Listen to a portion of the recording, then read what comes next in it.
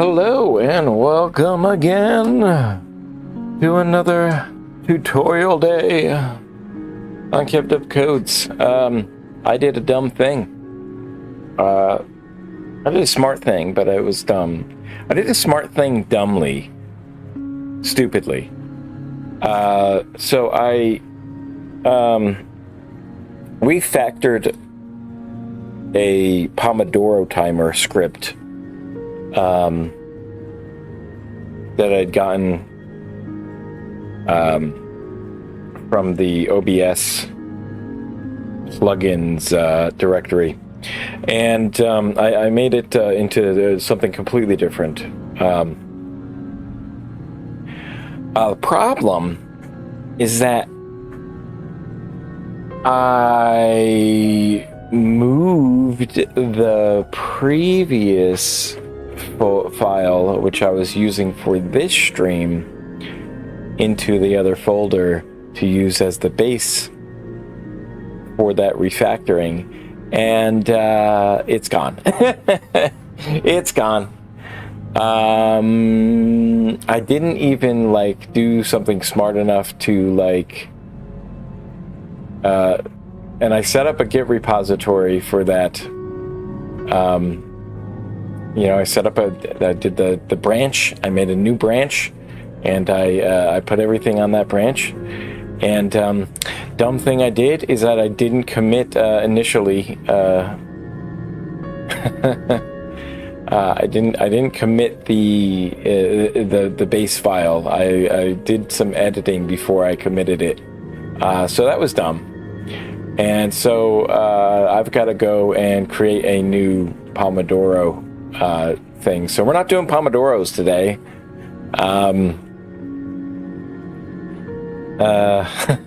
So that sucks. But I think what I want to do is probably do a split here. If I have time today, I want to get to that. There's a couple things I want to code.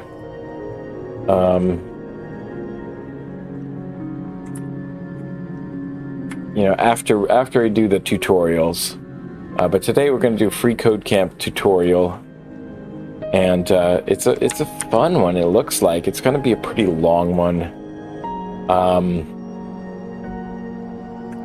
Let's see. I want to bring up my Obsidian.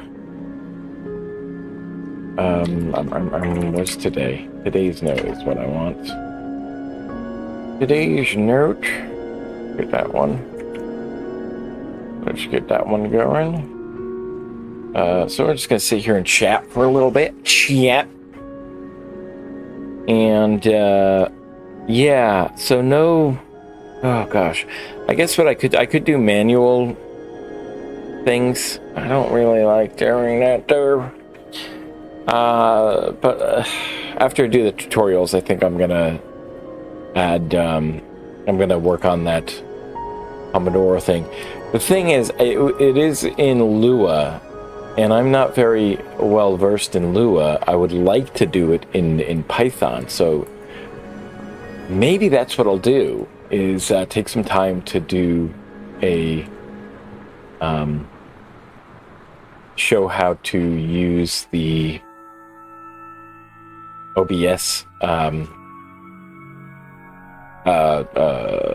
what is it? The module for Python, the little package, the little library.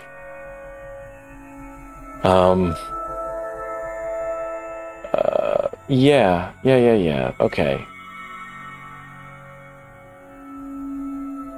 Yeah, why don't I do that? And then I can use that as kind of a tutorial, because and it's gonna be, I'm gonna be learning on the way as well. But I could maybe repackage that into a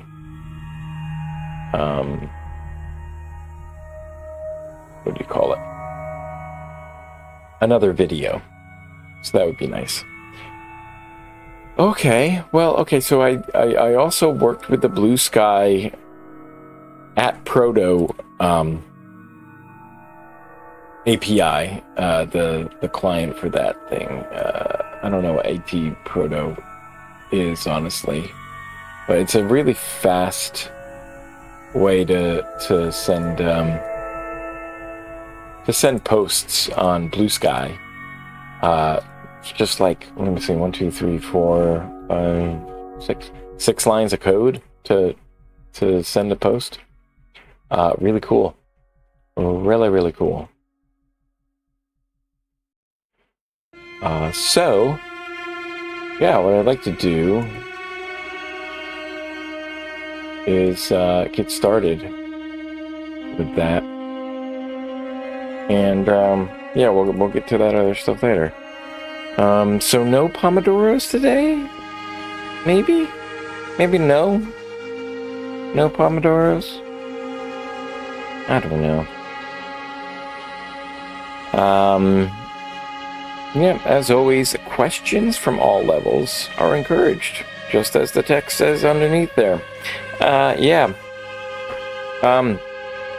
If there's a question you have on a higher level, you know, on a deeper level, and I don't know it, I mean, we can work together to try to find the answer. But I might not know the answer. That's okay. We can learn together. So what are we doing today? We're learning functional programming by building a spreadsheet. Okay, so let me get the... Actually, hang on a second.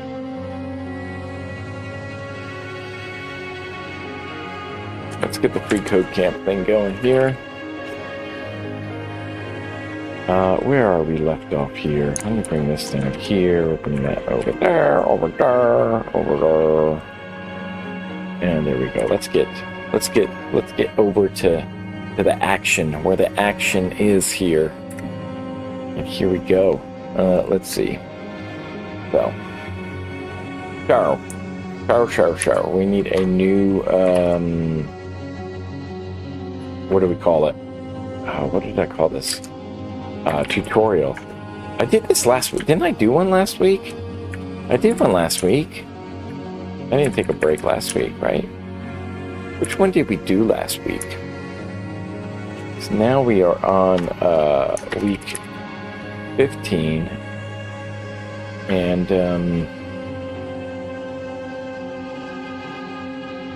let's see. Yeah, so let's open up what we did last week. I don't know why I have that there. I don't need that. I don't need this. Let's look up week 14. We'll see what we did last week. What we did last week. Array map takes a function, acts on an array element, returns a new element for the array. Yeah, we did array methods. Array methods with, and gosh, what did we do? What did we use that on? We did an accumulator. It was, statistics, right? It was a statistics calculator.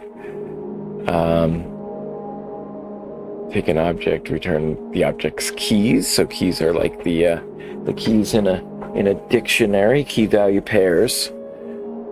So you have these objects that have key value pairs. Take a function that acts on an accumulator and array element. That was the reduce function, right? The reduce, yeah, and you pass in a call, like not a callback function. I don't like calling it a callback function in that sense. It's a function that acts on the on the accumulator and array element.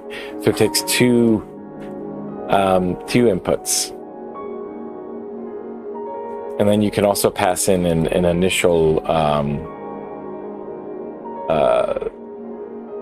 state for the accumulator. You know, if you're initializing it at, like, let's start the count at 0, or let's start the count at 5 for whatever reason.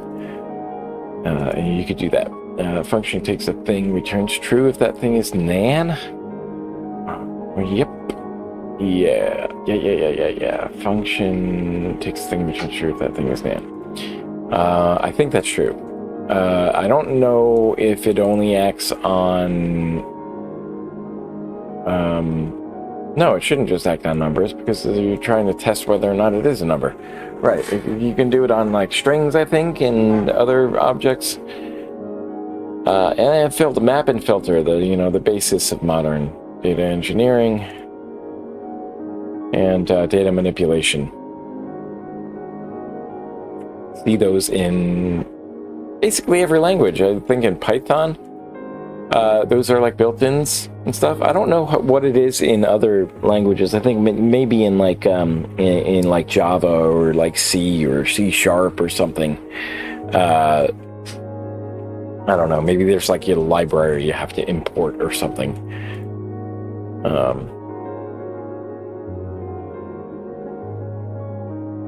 Yeah. Okay. So I think we're going to be ready to go with this. What we want to do is open up our Tutorial Tuesdays file here. And, oh, look at that. We did that. We did that last week. What we're doing this week, what we're doing today is this. And then I also have to do a, offline, I have to do a certification project. I'm not going to do those online, on stream, for a couple of reasons. I don't want to it's an archived course, so that's not really I can't use that as an excuse that I'm giving away the answers and stuff. No, I just don't want you to see my shitty code. No, it's, I'm not going to be doing it in any kind of linear fashion. I'm going to pick away at it. I'm going to sit down, do a little bit, and get up and do some other stuff, and then do that again. And I honestly, I don't want to have it streaming at that point, because I might have other shit up that I don't want shared that has API information or something, and I still haven't figured out how to automatically hide that information. Yeah.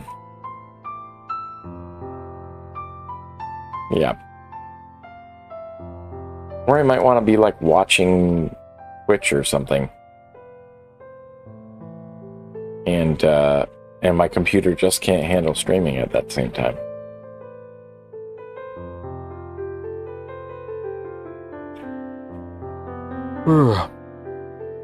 Okay. So, let's see. I just want to double check that. Actually, no, let me go on to the other thing here. I don't know how these, I hope that the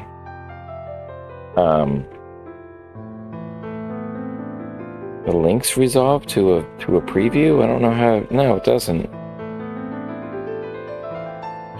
Oh, I get to like my own post. Oh, that's fun.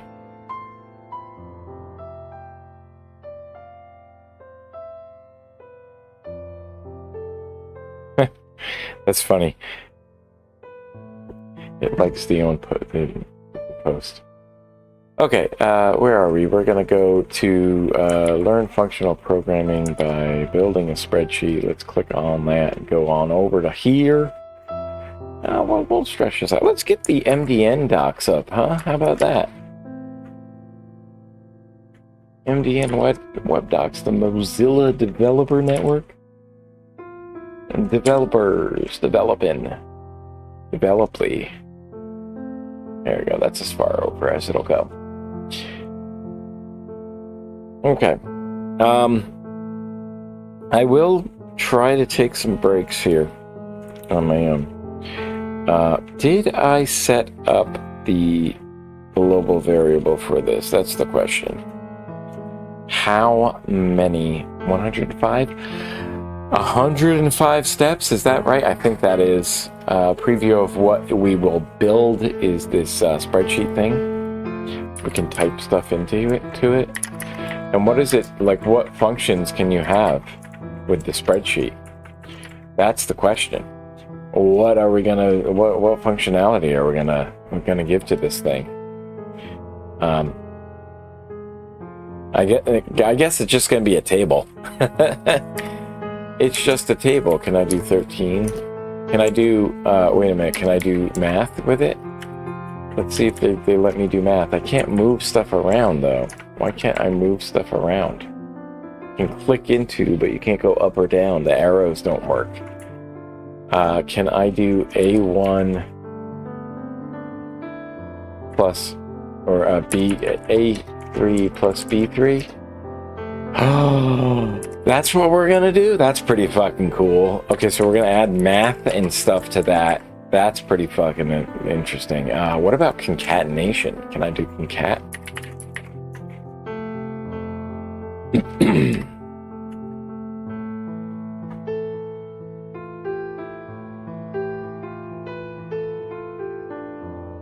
No, they won't let me concatenate. But what about doing text? Can I do A5 plus B5?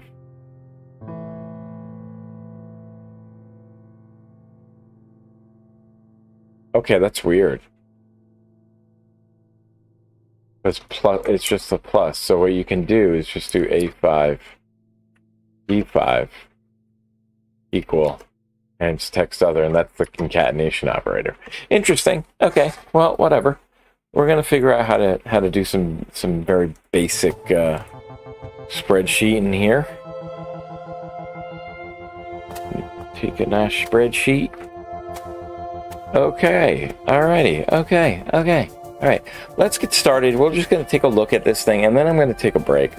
We'll take a look at the bare bones. So we need to flesh out this entire thing.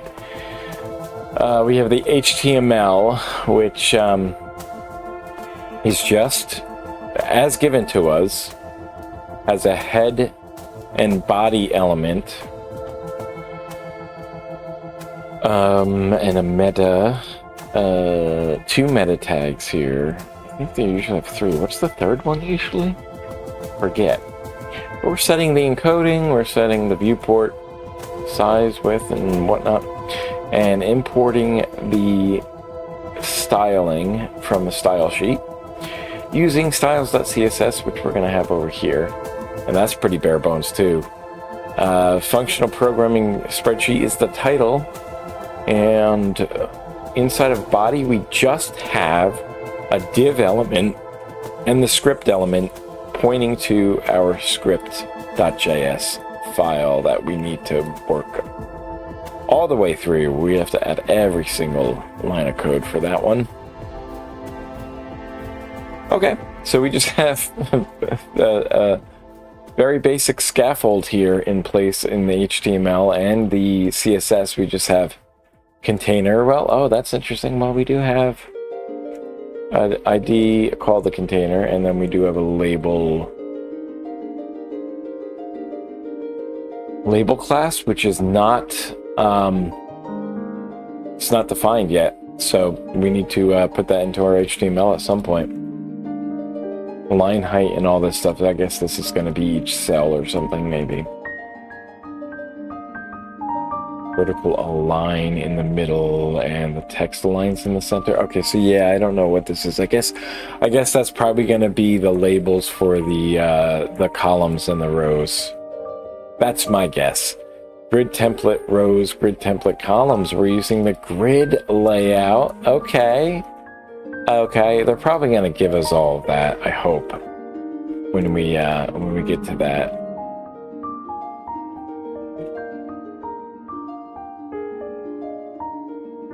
All right, let's do the first step, and then I'll take a quick break, and get settled in here for a decent amount of time until I feel like I need to take a break.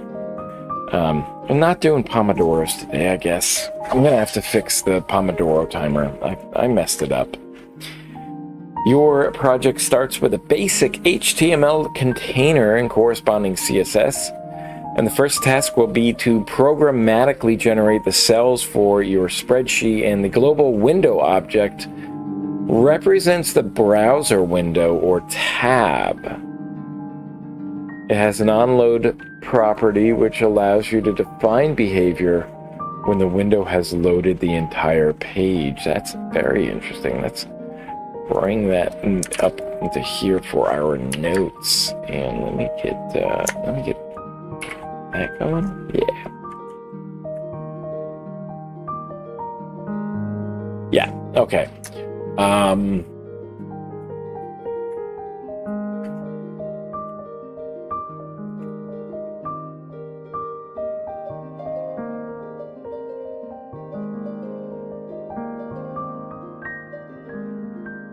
That's an onload property, which takes a callback, right?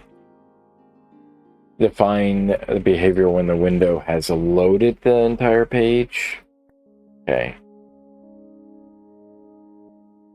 Onload property of window. So is that in here? I don't even see where that is. There's no window element, but I guess though there's a window object.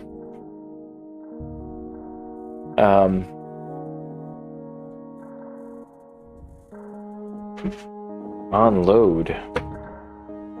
In the function, declare a container variable. A window onload is not a function, apparently. I don't know what we're doing. So it's probably that property. And then we need to set that to a function.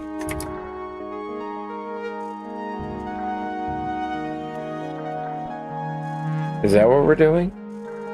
And then in the function, declare a container variable.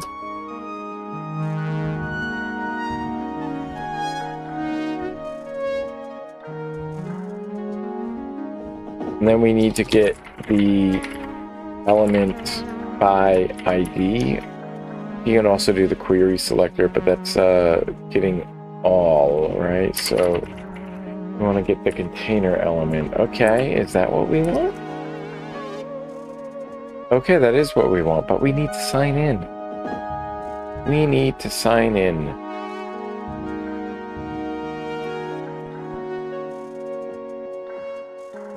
Okay, what's going on here? I thought I was signed in. There we go. Well, I am signed in. I guess it just didn't want me to do this, I guess.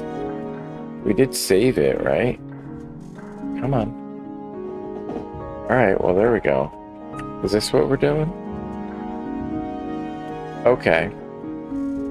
So the onload property is a function, is a reference to a function.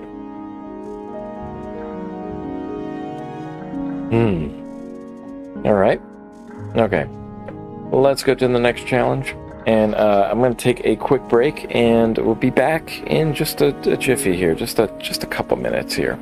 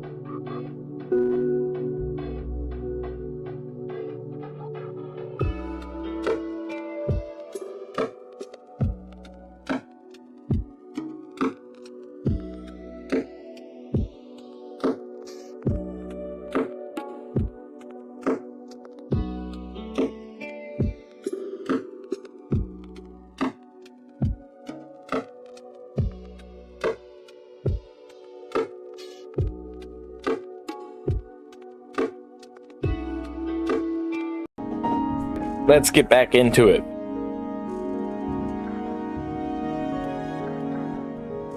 Let's see.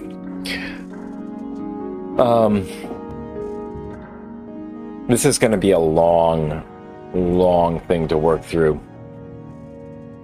So let's see. Functions are ideal for reusable logic. I'm trying to like just envision what steps are like bundled together and like what the plan is here.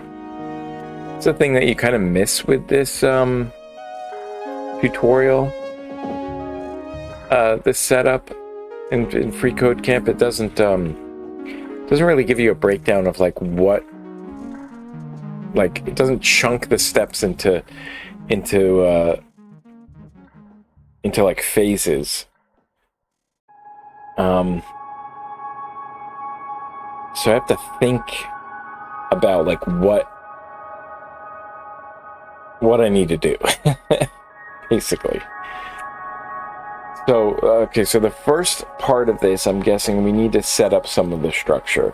We need to set up some of the structure of the thing that we need, that we want to be like manipulating, right? The grid, the style, the spreadsheet of that, right? We're probably not going to deal with the styling. Probably not until the end, I imagine. And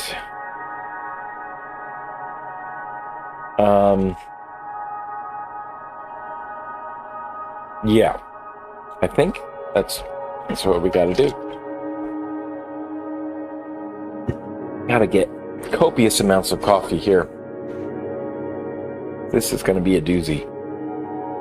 Okay, functions are ideal for a reusable logic. Of course, when a function itself needs to be reused logic, you can declare a nested function to handle that logic. Here is an example of a nested function. There you go. Inner and outer. When I'm writing scripts, though, I like to use functions as a way to abstract, keep them nice and tidy. You know, hide some variable scopes and stuff. So we have an outer and an inner function. These are interesting. I've never really dealt with the inner functions in JavaScript. So obviously well, I don't know. I'm guessing that the scope is going to be, the scope for the inner function is only going to be inside of the outer function block. So if you won't be able to call inner outside of the outer function. That's my guess. Well, let's see if that's true. Let's see. Declare a nested create label function using arrow syntax. Should take a name parameter. Okay.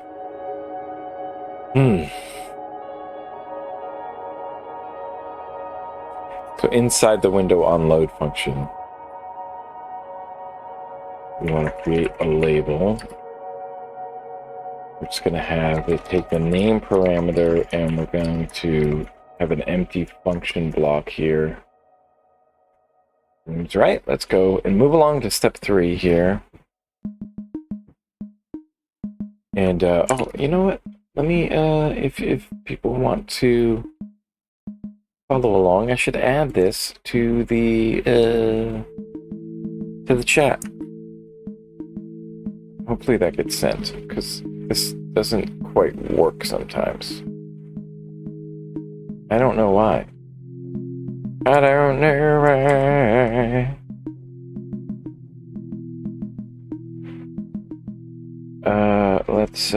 Let me bring up a little chat window for myself here. There we go.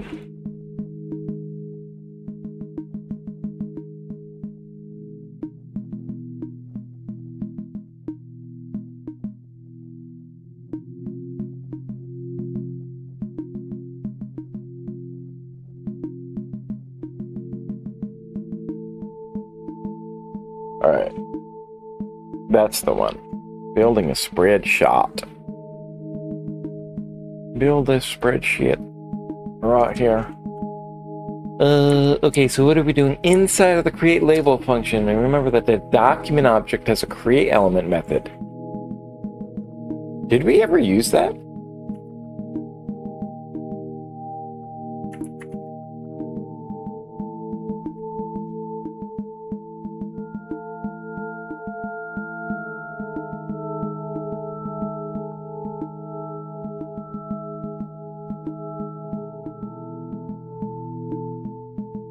So you can dynamically create new HTML elements. Well, obviously, that's pretty cool.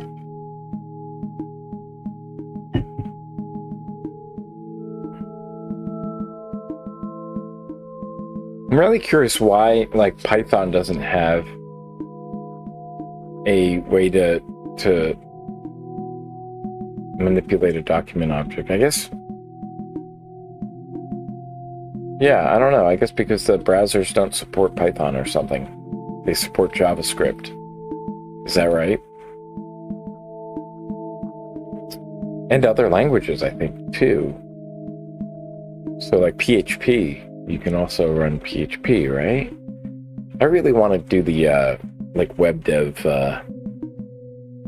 course. I don't want to do the Django thing, though, first.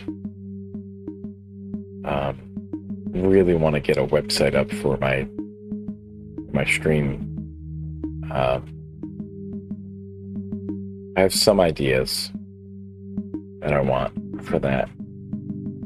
In your create label function, declare a label variable and assign it to a new div element. And we're making it a constant, even though they say declare a variable. A new div element.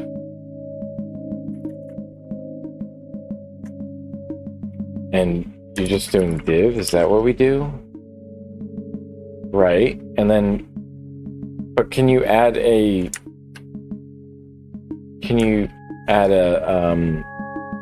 attributes to it and whatnot? Don't know.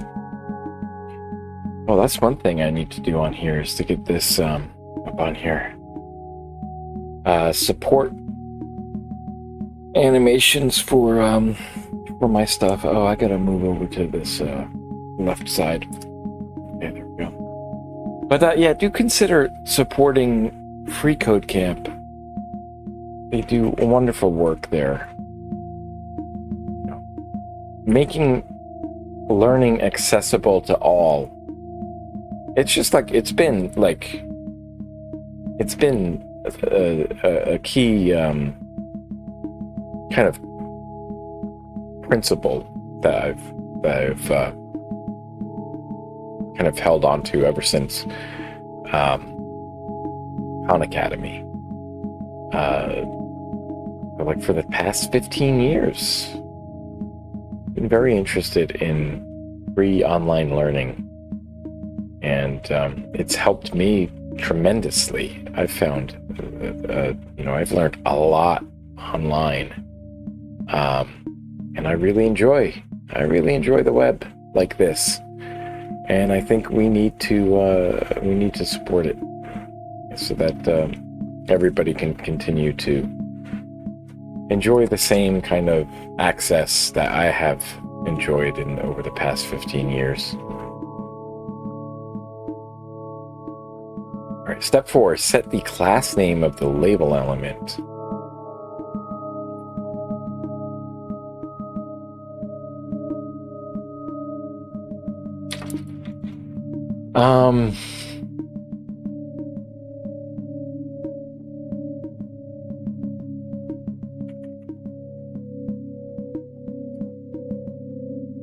I don't know if you can do this, though. Can you? Is this a thing I can do?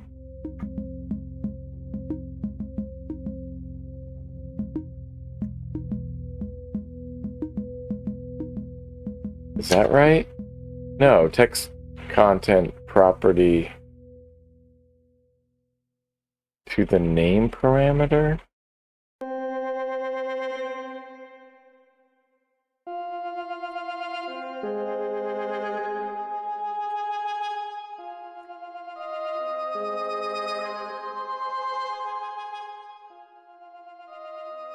Oh, the parameter that we're passing in from the function. So we can do this class name thing. Okay.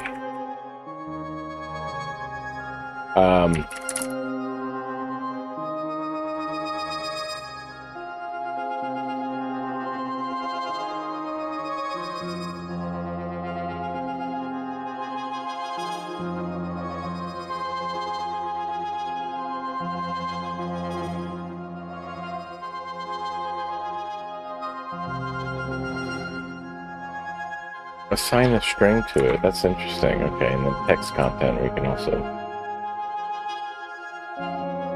All right. Okay, step 5. Finally, we'll use the append child method to add your label element to the container element. You always want to add things onto your child. Just dump everything onto the child. Label.append child method to your label element.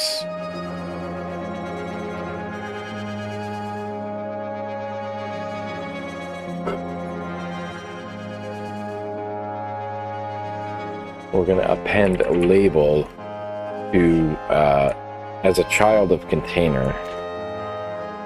Right. Okay. So what we're doing here is we're doing.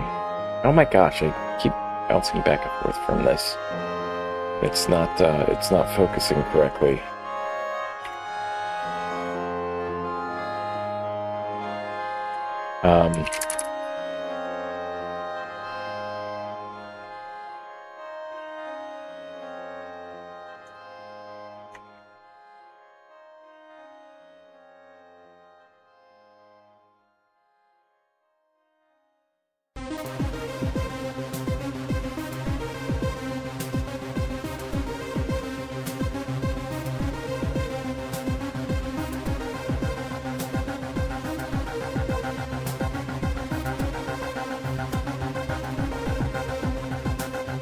That's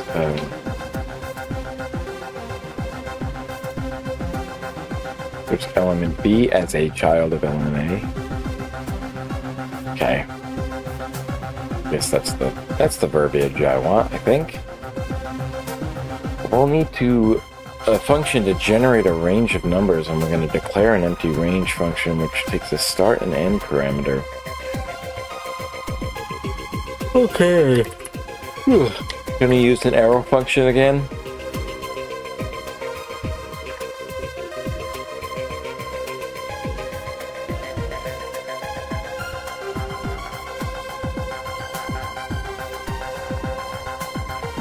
Use the array constructor and implicitly return an empty array. Okay, so we're just returning an empty array, just like that.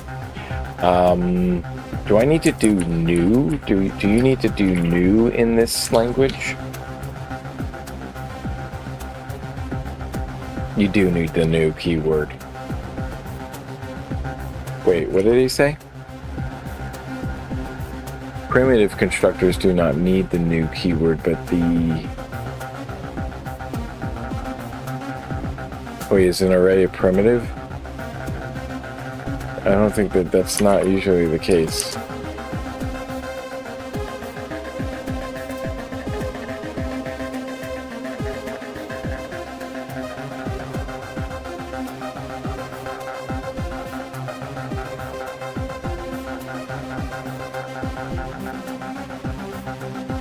An empty range function.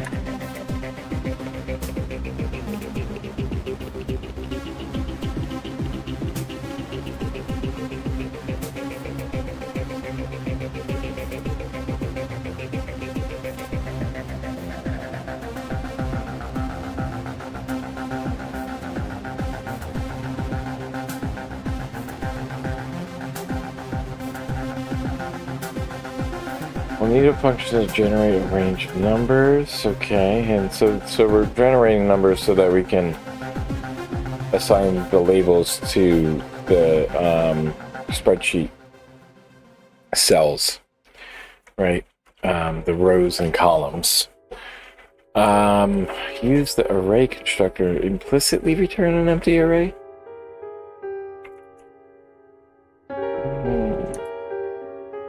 What do you want here? I don't understand it. Should use an implicit oh, come on.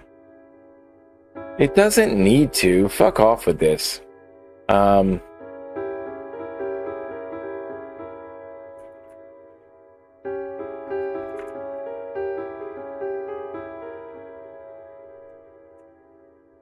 There we go. So you don't need the new keyword. Arrays are primitives? That's fucked. Arrays are primitives in Java.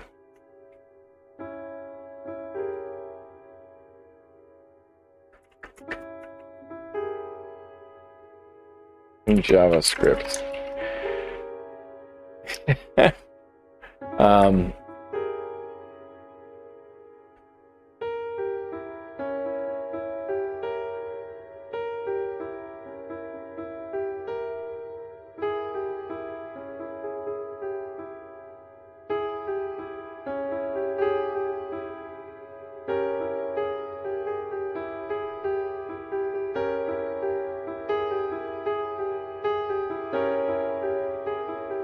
That is totally fucked.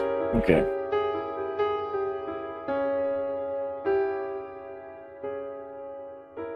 Step number 7. Your array will need to be the size of the range. You can calculate this by finding the difference between the end and the start. Well, yeah, okay. And adding 1 to the results, right? So we're going to pass that as the argument for the array constructor. So end minus start plus 1. There we go. And so that's an array in it. Did you declare the size of the array inside of that, I guess? All right, and then so that then creates an empty array with the specified number of slots available to it. Now, where are they now?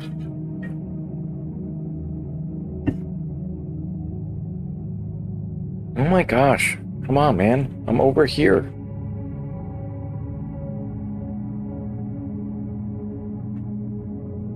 Something's wrong with this. I don't know why my whatchamacallit can be all the way over here, but it still doesn't work. Maybe I should like put this into the center because I always want to be in the center. I don't know. No, we always want to go to the left.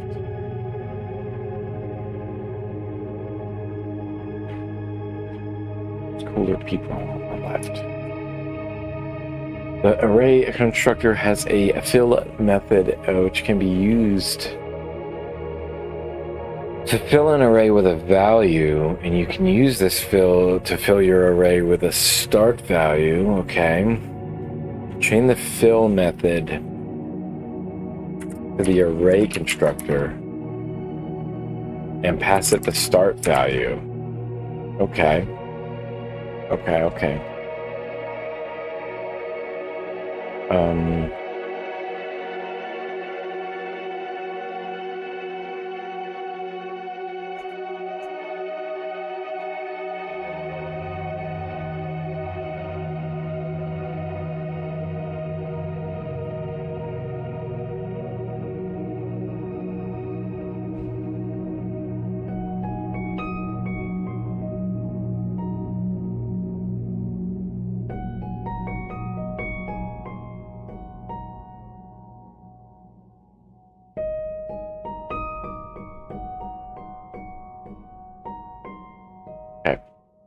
Now let's go back here.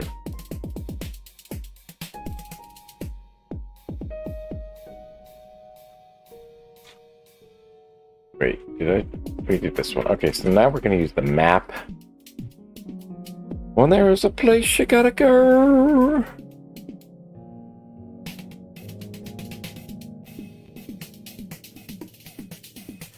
Currently, our range function returns an array with the correct length, but all the values are the value of start. Well, that's what you fucking promised. That's what you did. You did that. To fix this, chain the map. Fix it? What do you mean fix it? You're the one who did it. Map it to chain the map method to the fill method. Pass the map method a callback which takes an element, an index,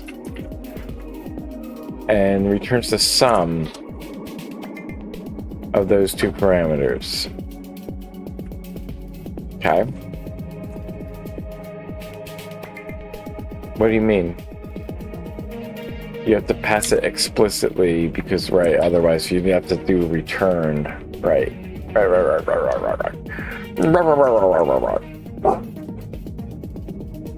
It's okay, I betcha. Now that you have a range function, you can use it to create a range of letters as well. Declare a char range function using const and arrow syntax.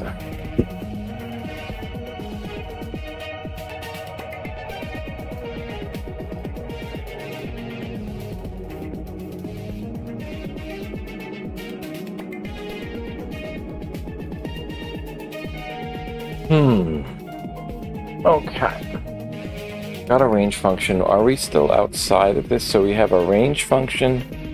We've got this window unload. This goes when the window is loaded. So after the window is loaded, we load up this other stuff. So it's kind of maybe delaying the start of all this other stuff.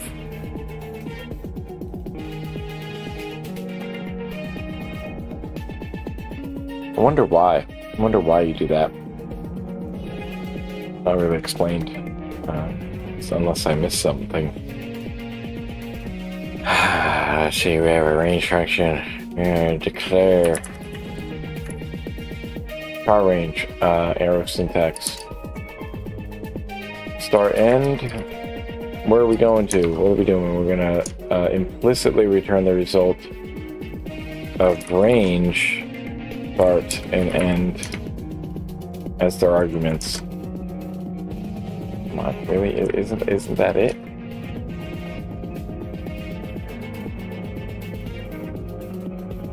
No. Why must we implicitly return it? I mean, if I put in the return, if I put it into the brackets and I do the return, that's the same thing. It's the same thing. Why do you need to implicitly? I don't know. Is there a difference?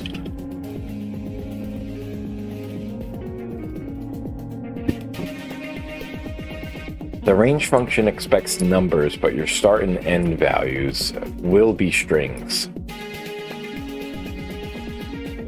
They will be single characters such as A. Start and end values will be strings. My brain is getting all fucked up. I'm gonna need to take a break in a minute. Convert your start and end values in your range call to numbers by using the char. Yeah, gosh. Let's take a break.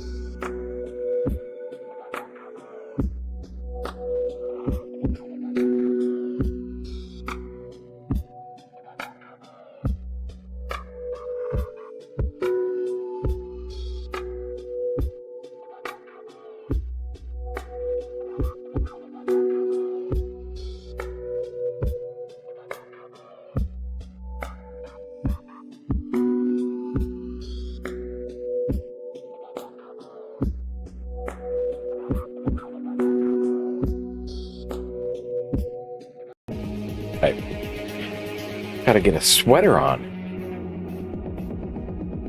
Whew. I'm just like kind of tired. Kind of tired this morning, trying to get the blood flowing.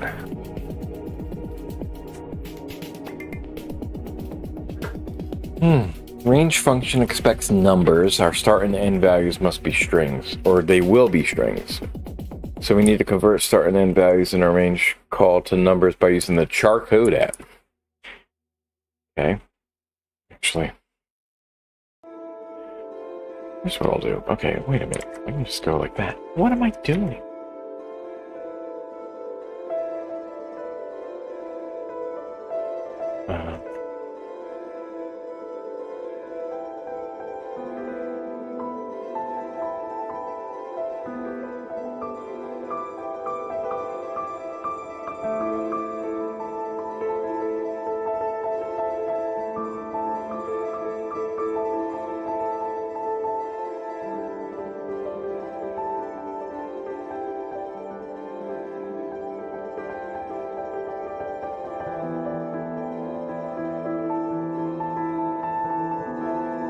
So this is a string method, right?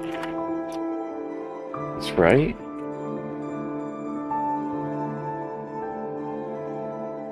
So if I do string...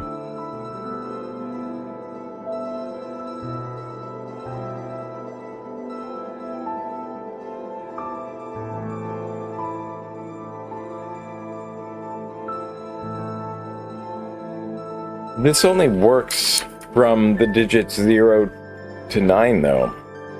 You won't. It won't work for if the start is at 10 or something. Char range?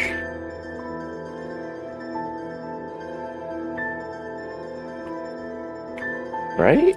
I mean, this feels flawed. This feels like it's flawed. I don't know.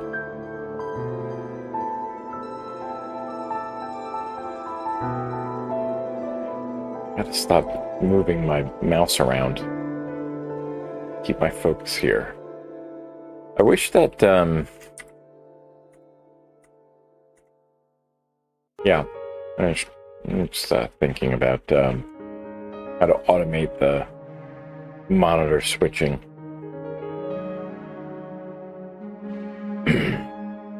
Range will return an array of numbers, convert back into characters. Chain the map method to the range call, right? We're going to pass a callback which takes code as a parameter, and then are we implicitly returning? Implicitly returning the value of passing code to from char code method. So we're going to do it like that. Is that right? Okay, I don't understand. So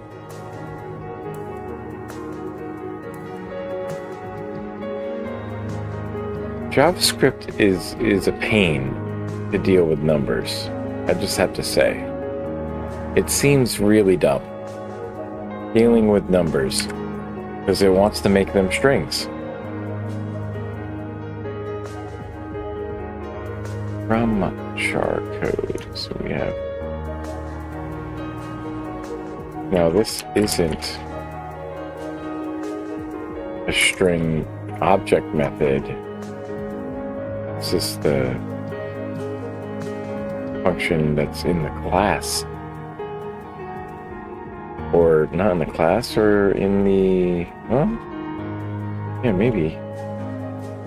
I'm not sure. From char code.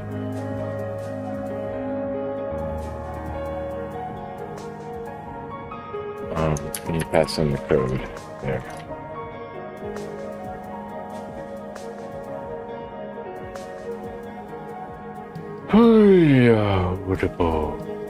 Okay, so we have helper functions, char range and range.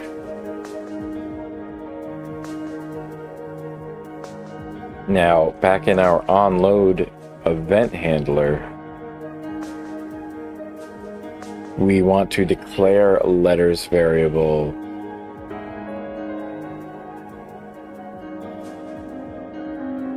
in the event handler?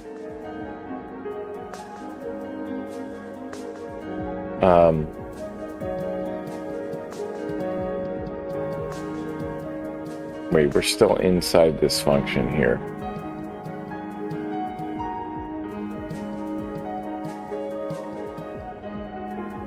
Pick a letters variable. Assign it to the result of calling char range with A and J as the arguments. Easy enough. Okay, right. And we call the for each method of your letters array. Pass your create level.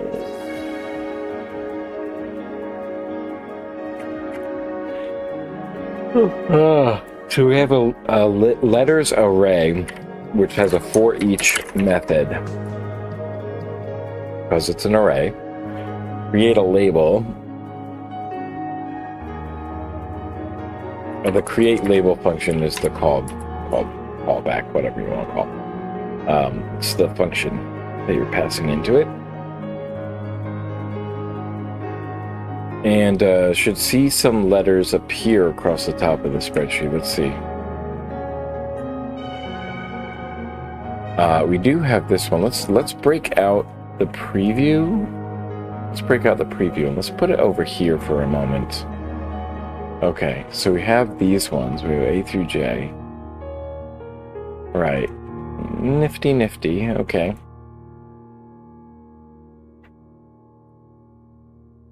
You should see some letters appear across there. I do. I see them. They're right there.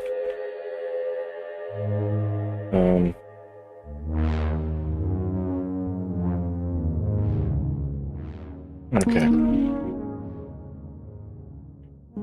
Now we want to remember that range returns an array, so we can chain array methods directly to the function call.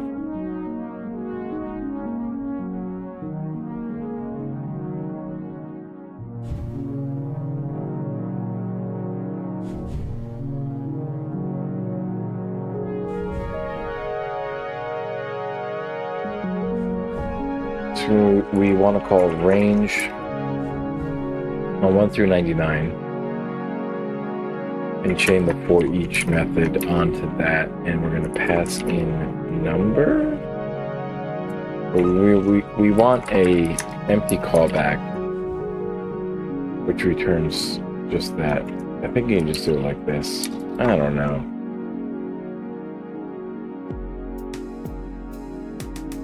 Yeah, that's fine. In your callback, you need to make two function calls. Start by calling create label and pass number as the argument. Okay. So, oh wait, look at that. If we get rid of that, it's there. Once we add that, now it gets added, but there's a problem there. It looks like they're only limited there. It's a weird thing.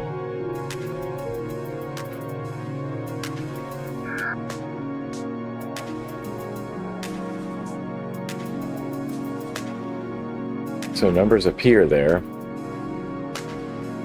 That now we want to take the letters array and use the for each method on that, pass an empty callback which takes a letter. Alright, so that's not going to do anything yet. But what are we doing with this? What do we have to do? We have to like say I don't understand. Declare an input variable.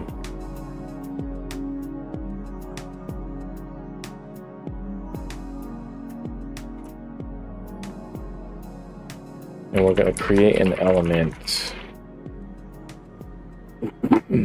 called input, I guess, an input element.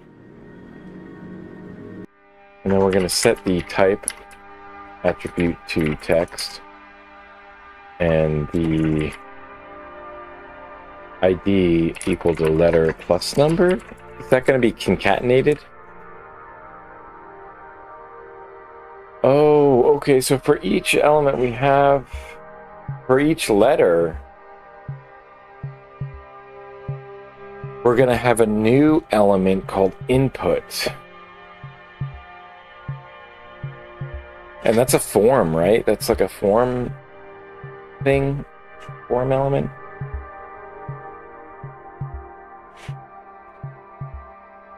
And the input type is text, and then you have letter and number. Okay.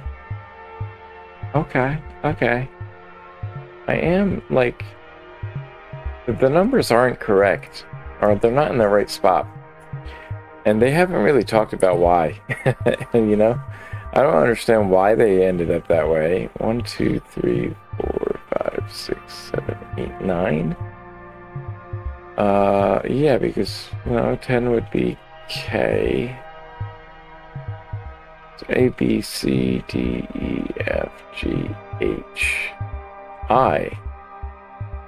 It doesn't end at J. I'm confused. In our earlier projects, we learned about the set attribute method. We sure did. We also have create label. I didn't take note of that. Wait, what was create label? Oh no, we created that one. Yeah, we created that function. Yeah, we used to have some functions inside of there. Okay.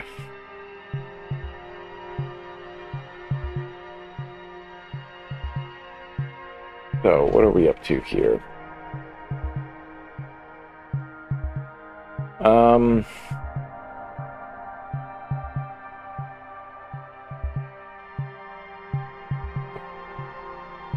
What did we learn with the set attribute method?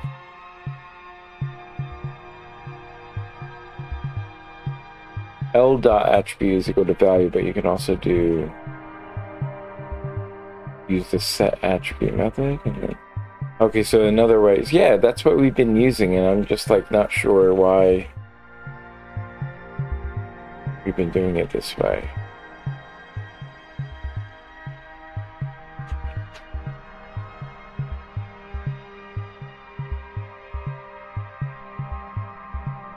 Yeah, because we did it that way before. It's weird.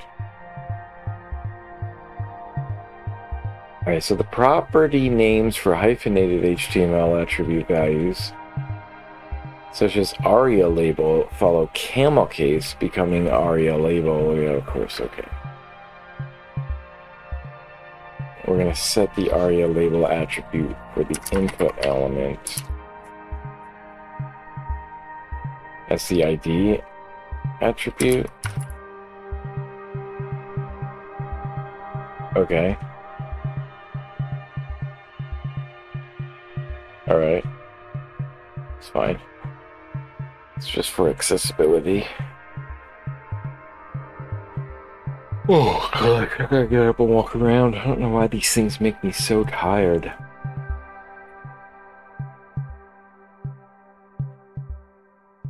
Append the input element to your container element as a child.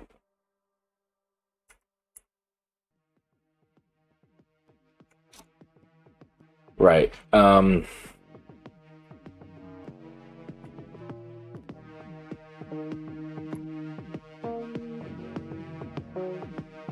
Oh gosh! Wow! Wait! Hold up!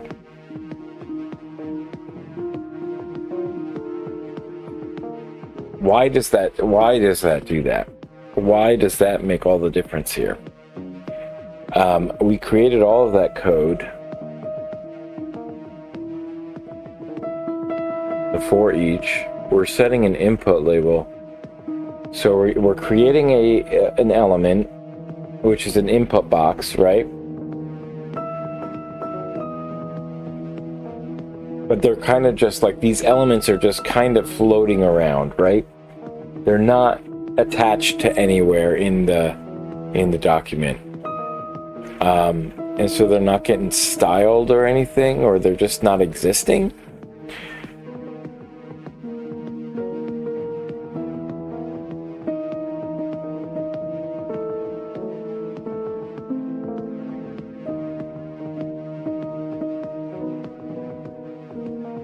Okay. I don't know where they end up. Do they just get like put to the end of the document or something, or like outside of the body? It doesn't know how to work the body.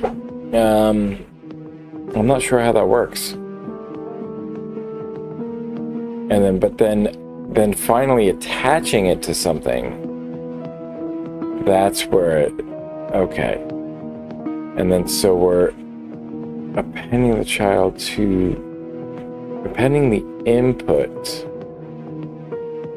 input element that we created to the entire container.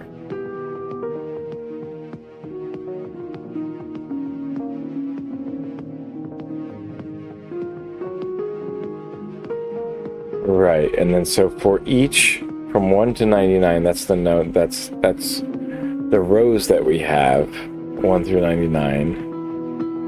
For each row, we're creating a letter.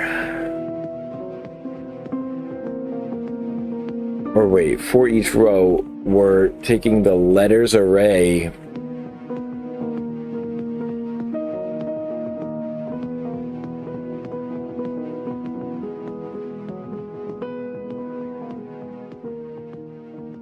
This is confusing. Taking the letters array, and then for each, right, okay, so basically it's like for each row, for each letter in the row, we're adding an input element. We're appending that input element to the container.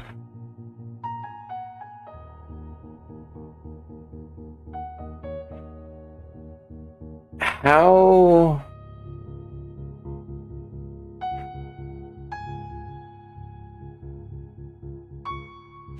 does that end up with this? Because I think what's going on here, something's going, this is what's making this like this. Repeat 10. That's why this repeat, we're creating 10 columns in the CSS. The CSS is handling this. Okay. If we didn't have this, if I like got rid of this, what happens? It's all in just one line. What happens if I get rid of the, if I apply everything to this, so we get this nice thing here? Is this all just in a line? Oh, it's not in a line, it's all fucked up. Okay. If you're not styling it, that's what happens. See, this is instructive. Like, this is what we should look at. 1, 2, 3. So yeah, there's 10 elements here, right? 3 rows of 3 with an extra element at the end. And then this should go all the way to 99. So from 1 to 99, we have an array of input things just tacked on there. And then we need to style them.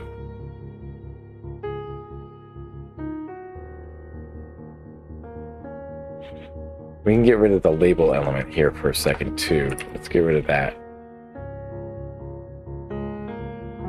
Oh, it's there. It's just not, you can see it, I think. Yeah, there it is. right there.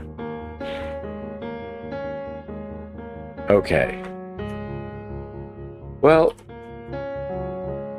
this is doing a lot of heavy lifting here.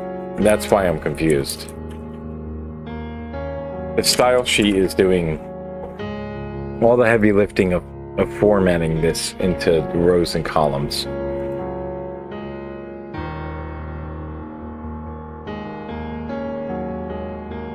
All right. Right, okay.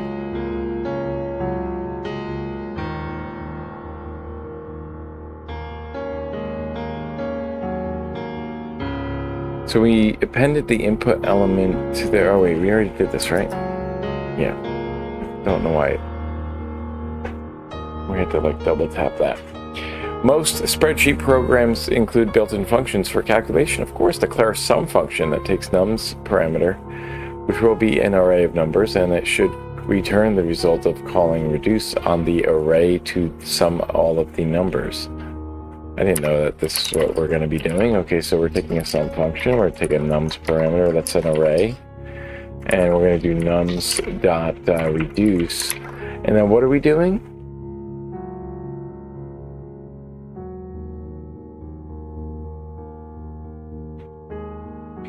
Right, but how did we do the reduce thing? Because we need an accumulator and we need a an element. And then so what we need to do is to return accumulator plus the element. There it is. I don't know if we needed to do all that. Yeah, okay. So, and then they're initializing the accumulator at 0. Declare an is-even function which takes a num parameter. Okay, constant is even. So we're now okay. So now we have all of the structure in place. We can enter stuff in, like going back before even doing.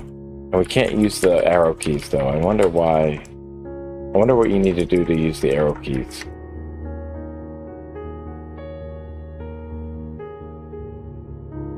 Yeah, I don't know. I don't know why you can't use arrow keys. Probably because they're linear, like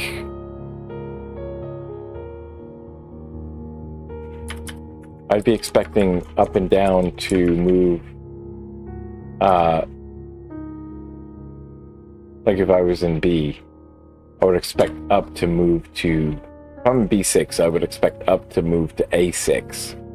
And if vice versa, you know, if I'm in A6, down would move to B6 because of the way that this was like generated. I don't know. I think what you need to do is maybe map a key. So like, and then have like within focus. I don't know if that's done with the style sheet or what. I'm curious about that. How would you solve that problem? So you need you need to scope it so that it's within the, if your cursor is within one of these input boxes,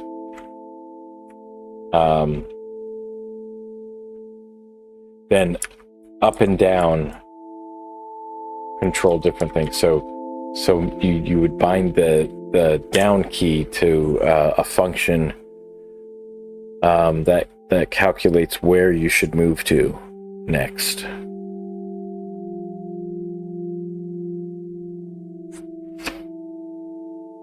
Okay. Let's see, is even function which takes a num parameter and returns true. Okay.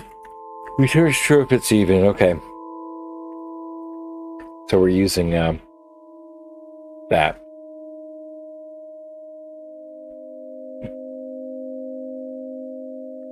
I guess you have to give it a Boolean check, I'm not sure. I'm not sure if you can pass it to 0 or 1 and if that gets converted properly.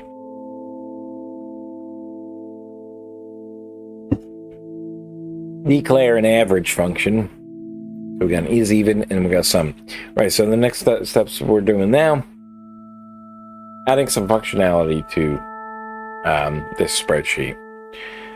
Constant average function takes an array of numbers, so we're going to have a numbers, nums, comfortably nums. Should return the average of all the numbers in the array. So how are we doing that? Again, you take the sum function and then divide by the length of the array. That's the arithmetic mean. Sum up the numbers and divide by average or nums.length. I think there's a length property of the length attribute length property of nums of an array. Your next function will calculate the median value of an array of numbers. Okay, wow. Okay, we did this last time. Yeah, what did we use there? Okay.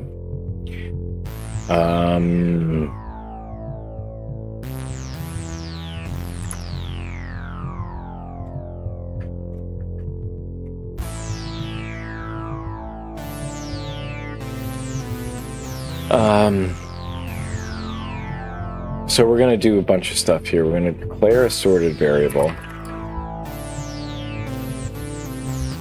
assign it to the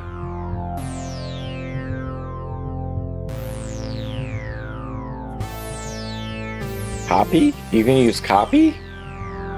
They didn't go over that, I don't think. Did we do that before?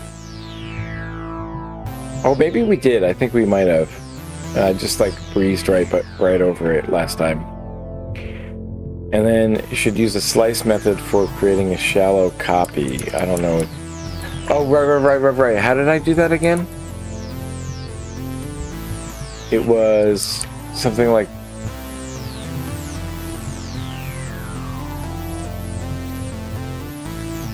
slice. That's it.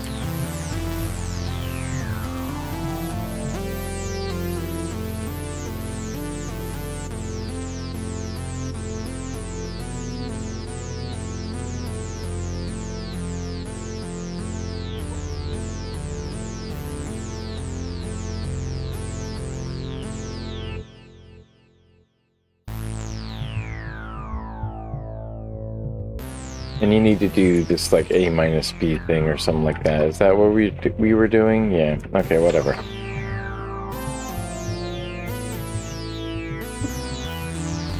Please support. Please support me. I really need to eat. Please support me. This is all I do for food.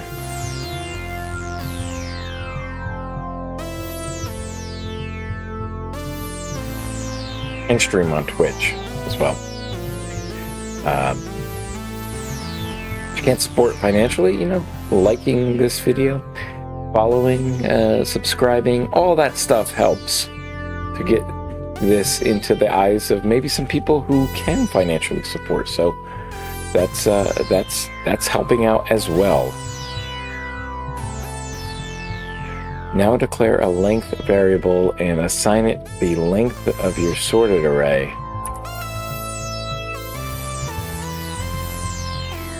Okay.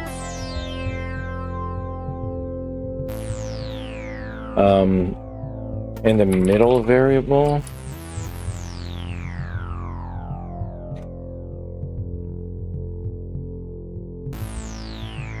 And divided by 2, subtracted by 1.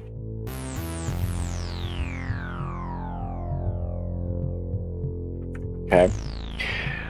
Yeah, but it depends on whether or not it's an even number or odd number, right? Because that's what we were doing with the is even check.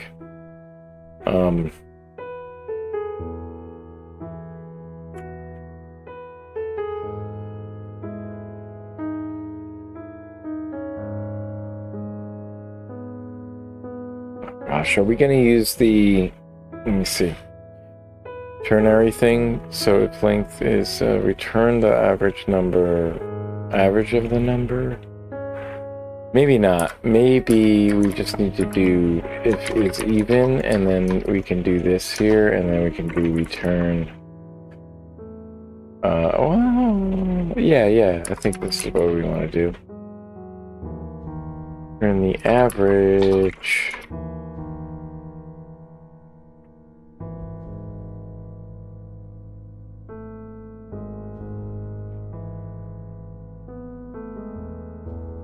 Of the middle, so we need to make this an array, right? Middle and middle plus 1 if it's odd. Else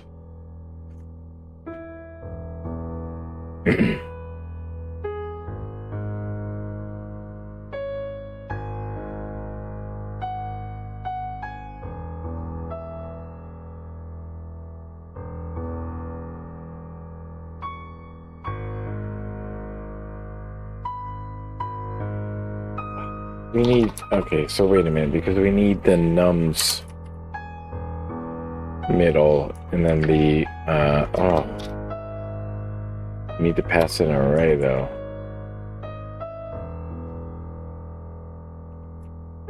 Middle plus 1, right? That's what we need. Oh, we need to close that array. Okay, and then we just pass it as the average of nums middle. Oh, wait. No, you just need to return the nums middle. What am I doing?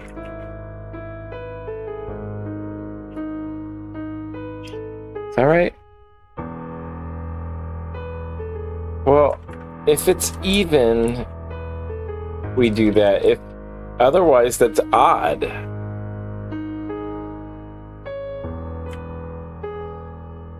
What?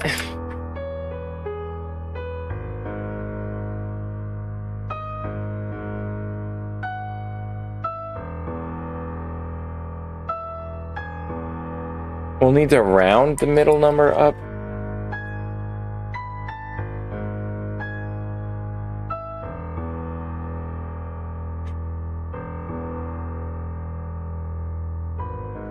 Well, we need to round the average.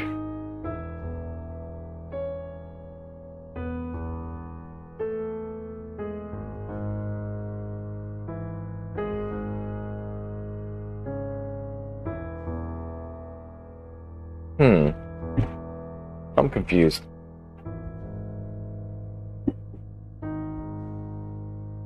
I don't know why this wouldn't work. Return the average of the number at the middle index and the number after that. If it's odd, return the number at the middle index. You'll need to round the middle value up. But what does that mean? Round the middle value up?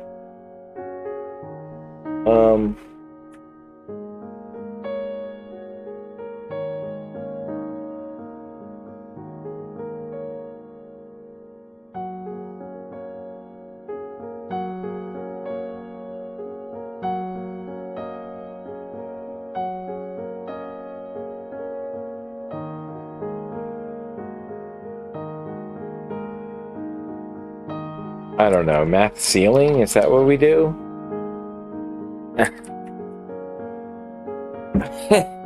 I don't remember. Let's go over to MDN. Where the fuck is it? Oh, here.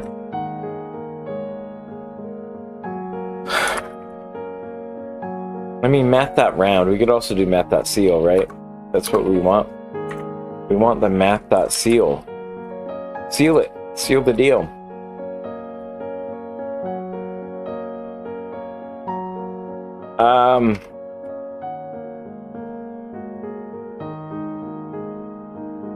I don't know what's happening here.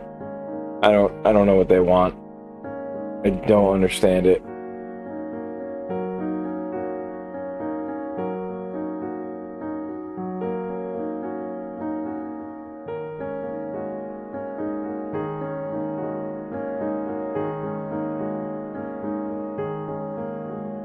What do you want from me?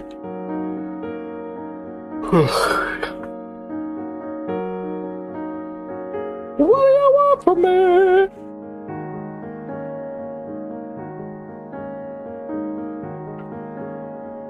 I always like this because they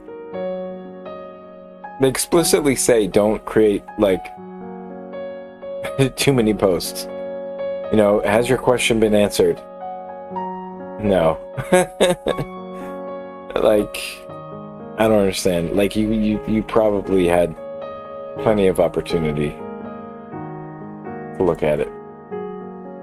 Look at it and at an answer that's yeah. So this one actually doesn't help me. Have we done that to round it up? What do you mean? You have to do round and then +1? I don't like that solution. That sounds dumb.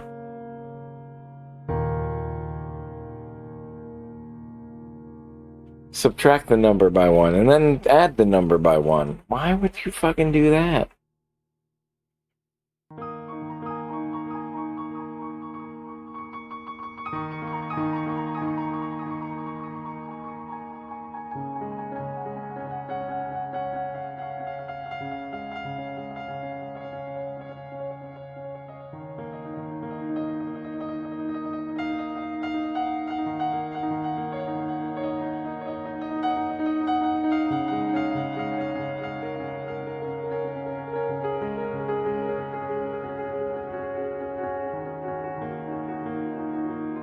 You're doing the floor. They want you to round it up, so it would be the ceiling. So this is what I'm very confused about here.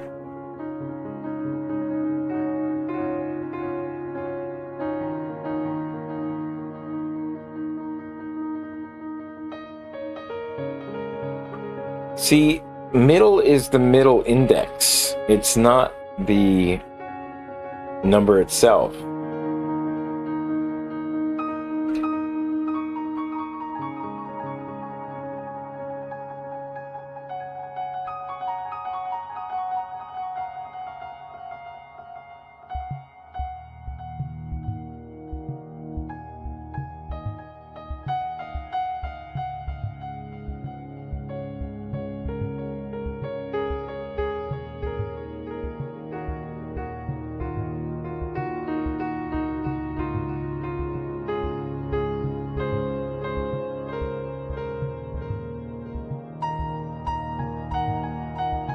It's because they were copying.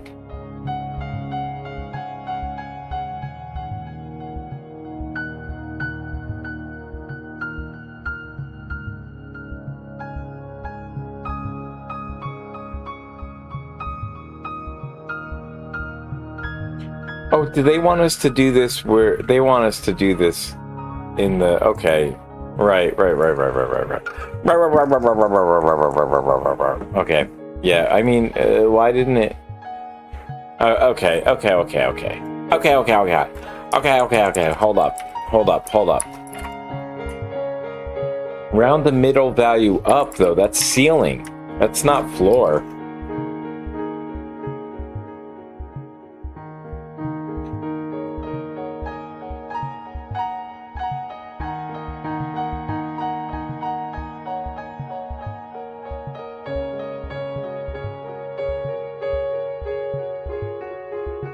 What are we even doing here? And what are we even doing here?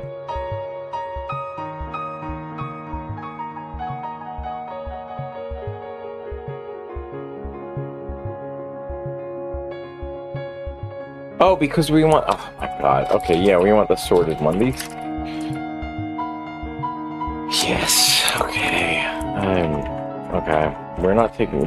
We did that whole work of sorting, and we didn't even do the sort. Okay, but this should be right?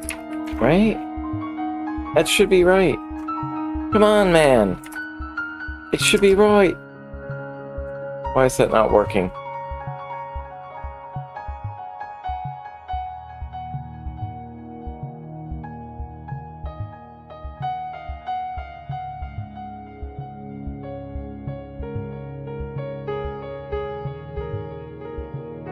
They want us to round it.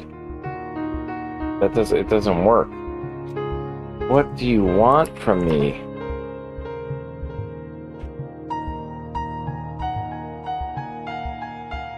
What do you want from me?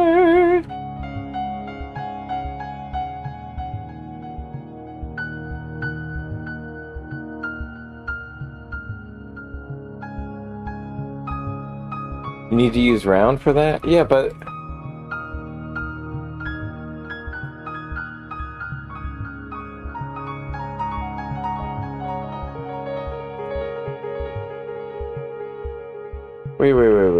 Wait.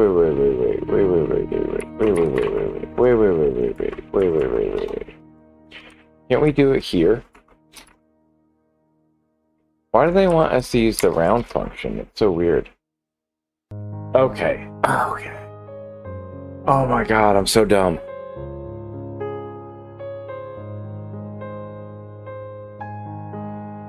Is even was a function. I don't know why, like they're... This is why it helps to have IDEs and language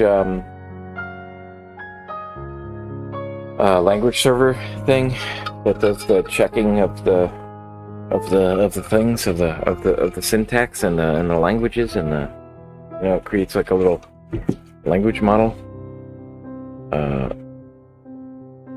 so that you put things into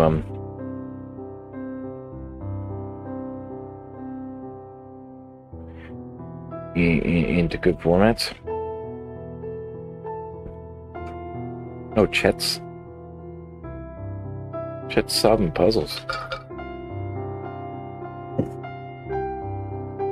7 crosswords. Okay, interesting. Is that on Tuesdays? I didn't know they did that. Oh, he had a day job.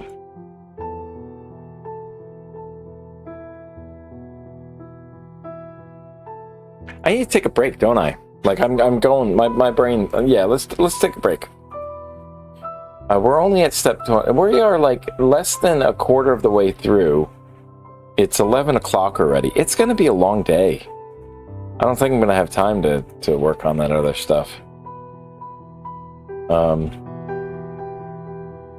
Yeah, let's take a quick break. And I'll be back in like 5 minutes.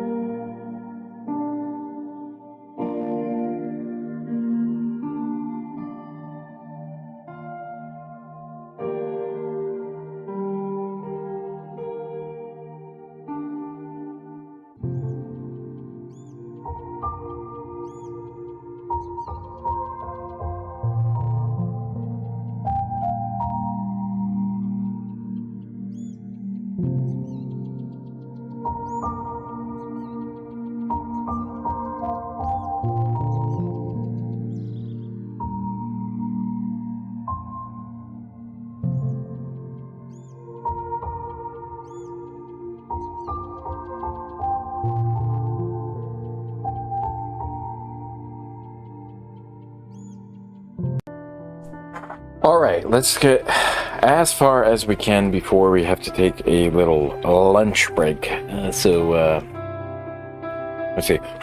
Hopefully, I'd like to get halfway through, but my gosh, can we power through? Can we get there? Can we do this? Let's see. Let's see how far we go. Object properties consist of key value pairs, of course. Yes, I said that before. You can use shorthand property names when declaring an object literal. What do you mean by that? When using the shorthand property name syntax, the name of the variable becomes the property key and its property that... Okay, I gotta figure this shit out here. Oh.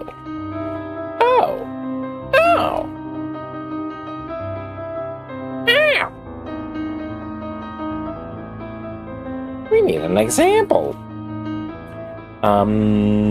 What is this called? Let's do this shorthand. Property names. There we go. Oops.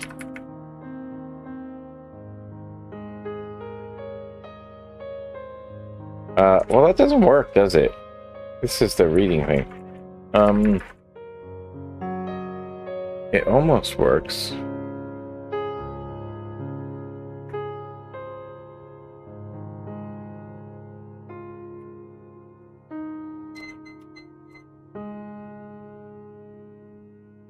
It doesn't work. Why doesn't it work? We need an extra backtick, I think. Is that why? No, that's not it.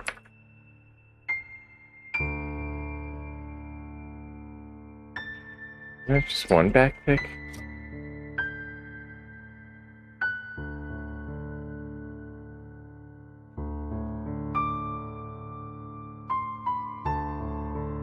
It's three. It's three backticks.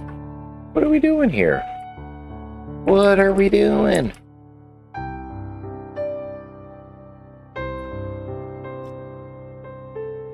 Okay.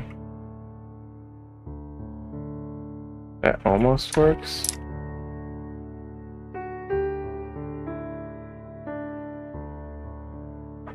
Why doesn't that work?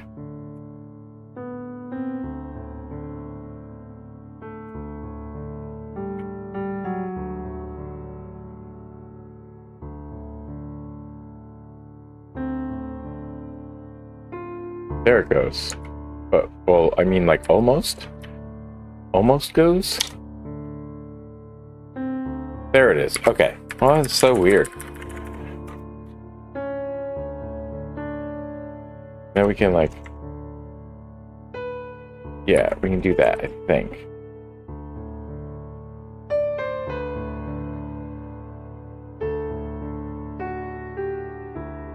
We can do example.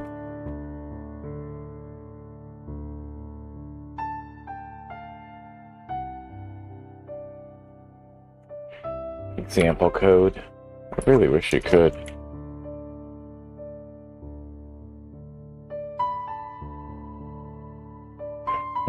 Okay, whatever. Whatever, man. Okay. JavaScript.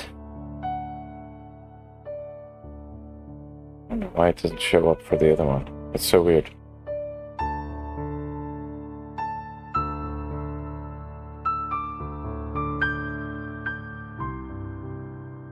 I don't know.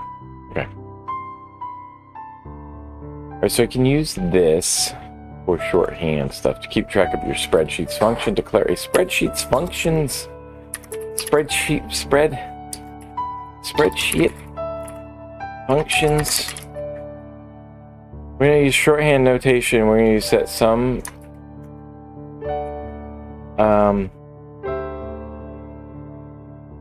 average and median.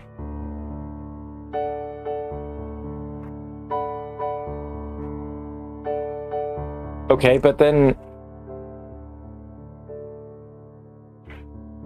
Oh. Right, those are the references to the functions, and then the object is going to be the function itself. So the value is going to be the function itself. Okay. Right, I wonder why you would be doing it this way. Because then we'd be calling the spreadsheet functions object, and then you'll be passing in the sum key to get the sum function.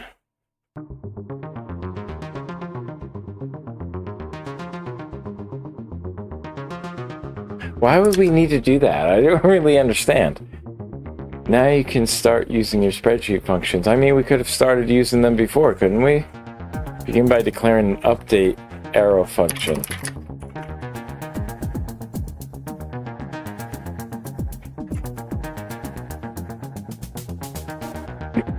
Okay. Empty.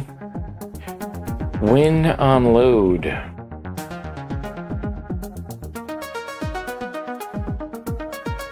Tell our input elements. So we need to be in here.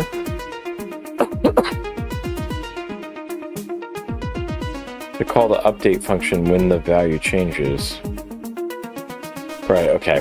You can do this by setting the onChange property.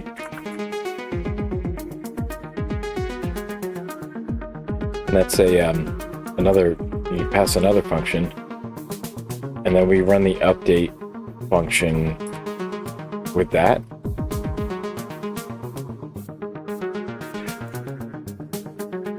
Okay.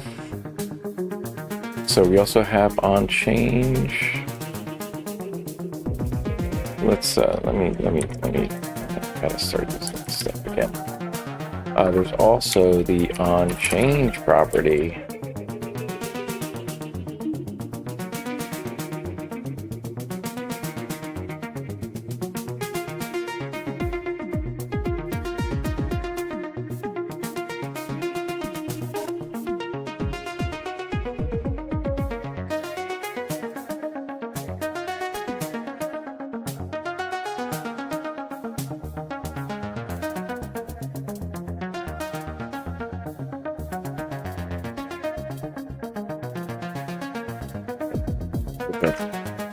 That's fine.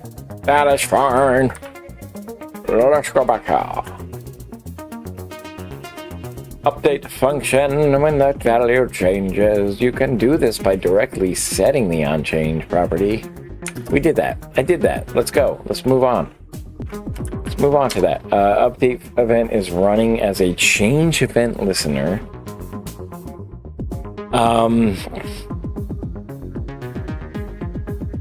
So the update event is running as a change event listener on change, and so on an on load. There's an on load property. There's an on change property. Okay, so we also have that one. So let's go back here. Okay.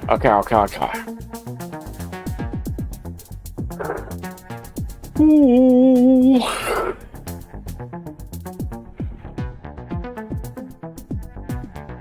The event parameter will change an event, right? It will be a change event. Okay, so the target property of the change event. I don't know what any of these events mean or anything, so really wish there was something deeper on that. Property of the change event represents the element that changed. Assign the target property from the event to a new variable called elements. Okay. Now what? Now the value property of an element to a new variable for value. Okay, so change event is triggering on the input element. The element will have a value property that represents the current value of the input.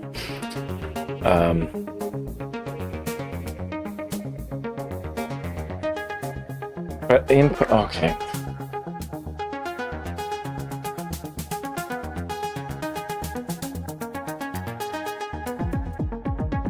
the event. So the event element will have a value property. Oh no, element, okay. So the event.target, that's the element that's being affected by the event. Okay, being changed by the event. Okay, element value, we're going to set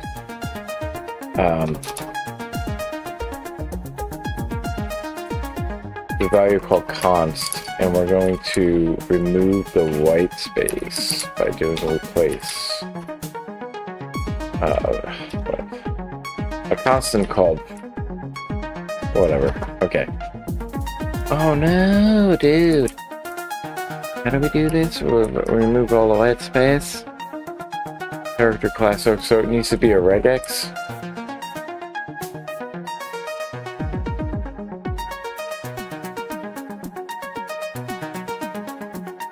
And the second should be an empty, so we are, wait, what?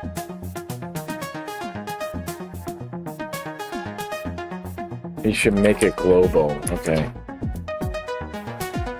Okay. Let's do it. The value does not include the ID of the element creating a condition to do so. Now you need to check if the value does not include the ID of the element. Check if the value does not include the ID. Ooh.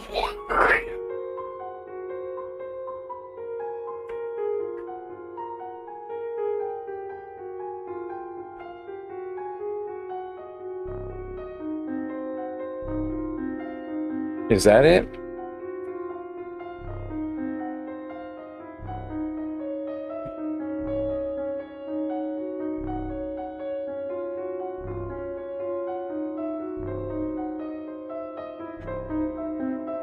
Block is empty.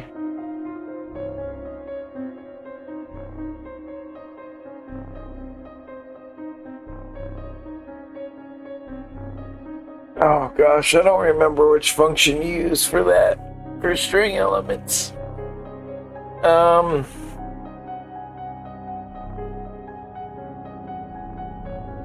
Was it find or contains? Was it find? I don't know.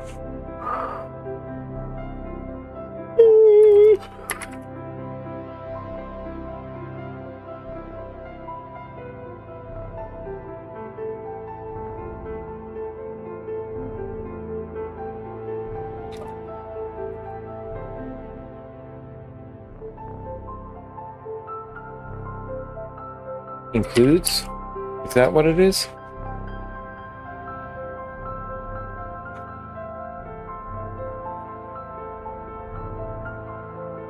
No?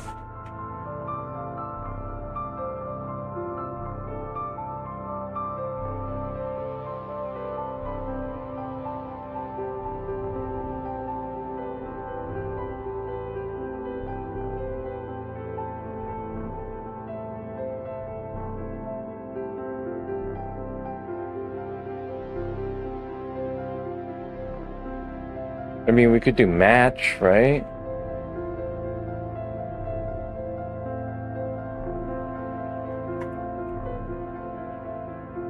Which one was it? Was it match? Was that the one that we used?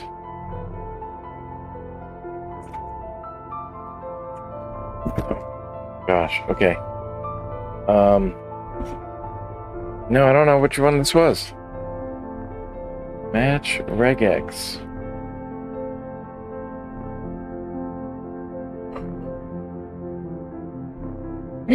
Yeah.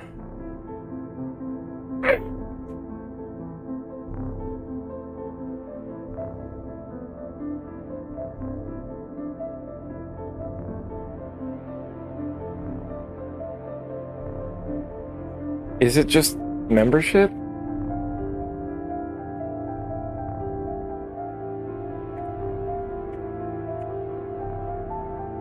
No.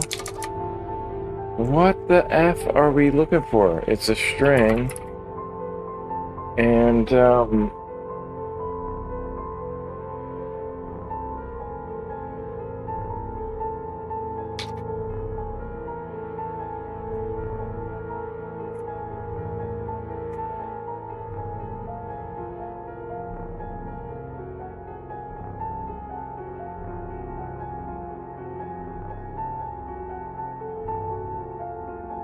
oh, come on, man.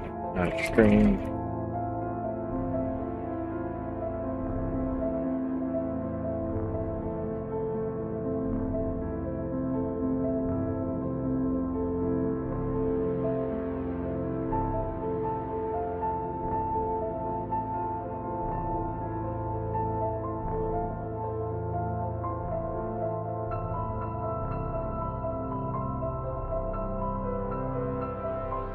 Yeah, this doesn't work though.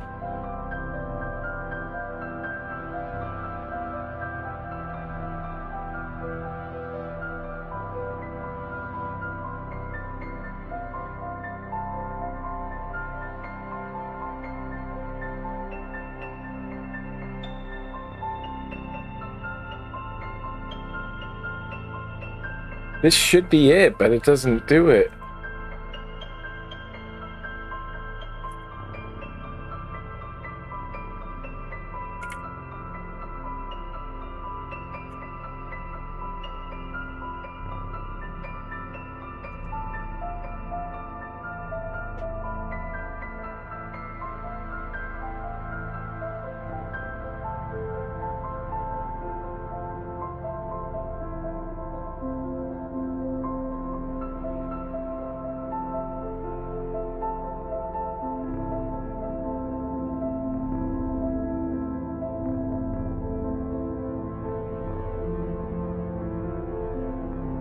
Oh, not includes. Oh my gosh.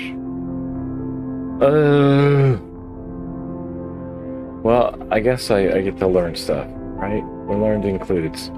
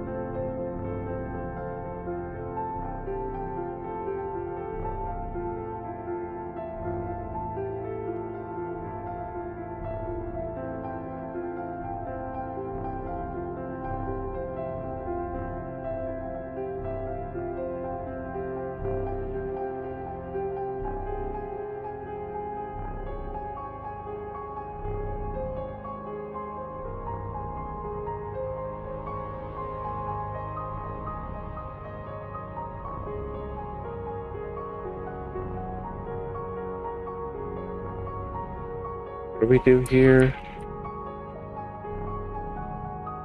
Okay. Oh, gosh. Tired. The tiredly lion. Spreadsheet software typically uses equals at the beginning of a cell to indicate a calculation should be used, and spreadsheet function should be evaluated. So this is interesting how we can specify how to parse a function here. Use the at operator, the and operator, ampersand by ampersand. Second condition. There is a second condition in the grassy knoll. If statement that also checks if the first character of value.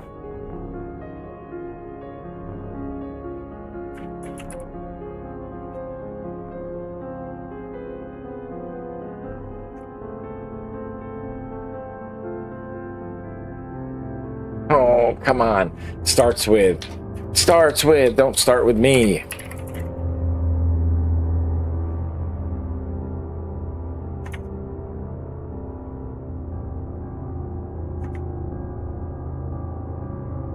Oh my gosh. Ah. I don't like it. I don't like learning. I do like learning, actually.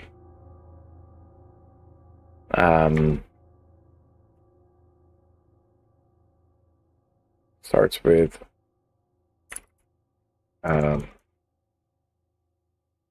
substring, maybe?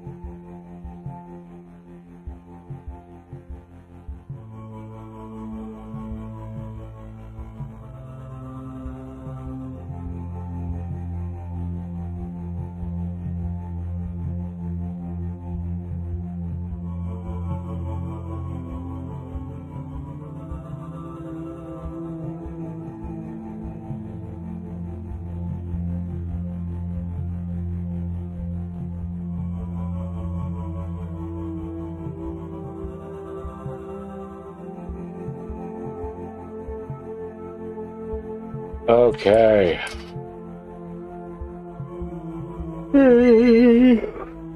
Hungry. I'm so hungry. Me hungry. In order to run my spreadsheet functions, you need to be able to parse the arse. Evaluate the input string. It's a great time to use another function. We're going to declare an eval formula arrow function. Takes x and cells. Okay.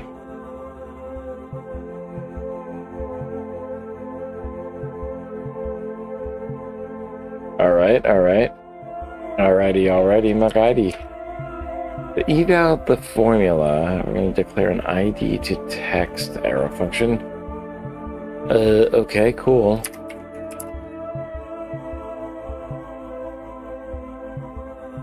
It's the ID parameter, okay. And then it should return the result of calling.find.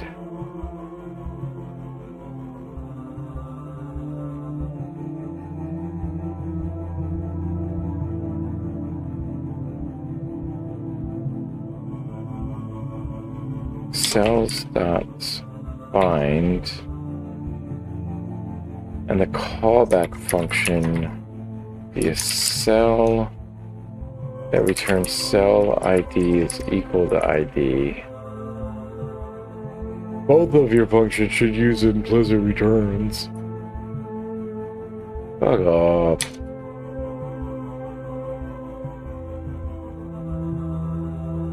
Why do we need... It looks messy. It looks messy that way. Strictly equal to. It needs to be exactly equal to. Why not just have 6?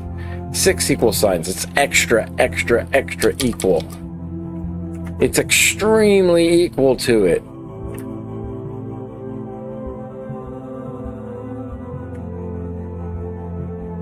ID to text function currently returns an input element.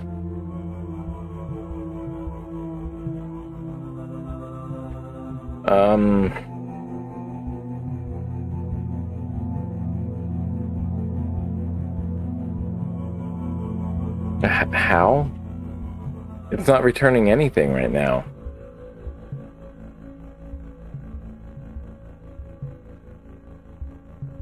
Oh, ID to text is, yes, okay. It's returning a cell.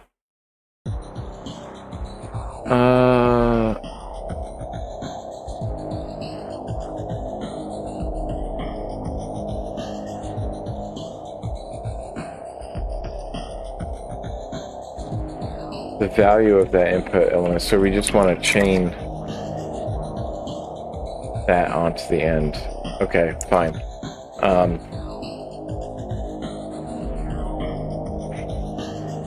Need to be able to match cell ranges in a formula. Cell ranges can look like A1 through B12.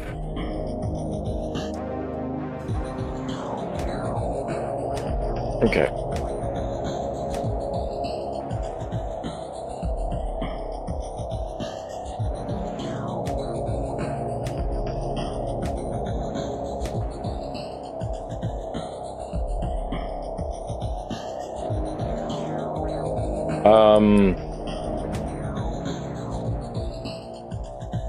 But the capture, do we want a non-capture group? No, capture group is that. Okay, yeah. Capture group is that. Okay. And then after matching a cell letter successfully, range regex needs to match the cell number.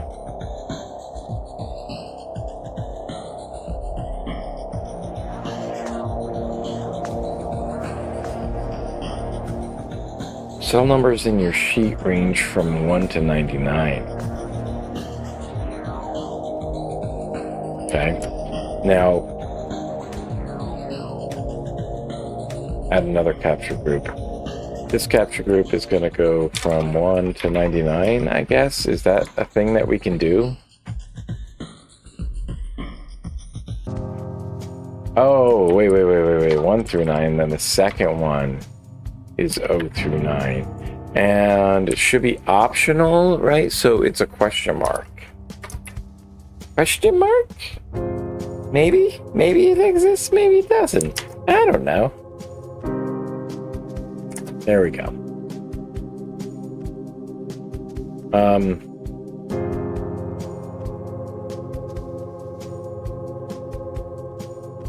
Interesting how that works, yeah. Interesting how it works out that way. Ranges are separated by your colon. After your two capture groups, look for the colon. And then I think you need to, like, escape it, do you not?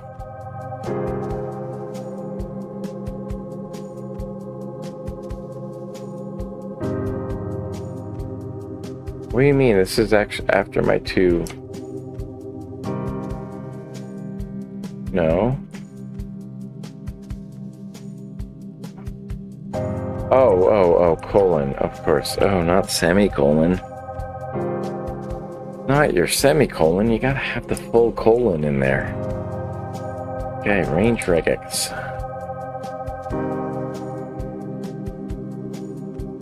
Building up this regex.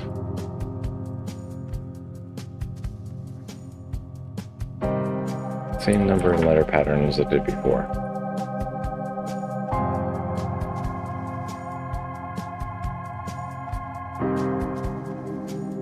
Our heating up is on fire. Finally make your range regex global and insensitive. Global, you want to be globally insensitive.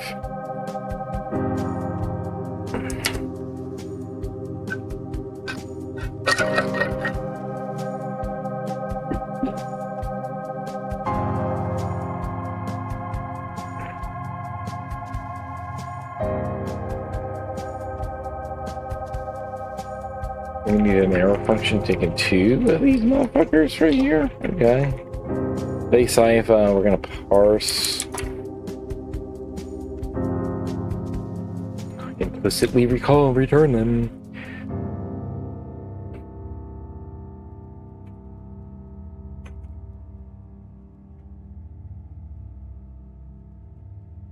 Now range is creating a array, right? Between those two numbers.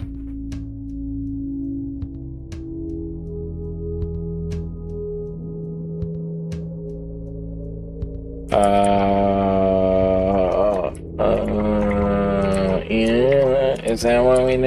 I don't remember. Is that what you do? Shit. Fuck. Okay. It's not integer, is it parse int?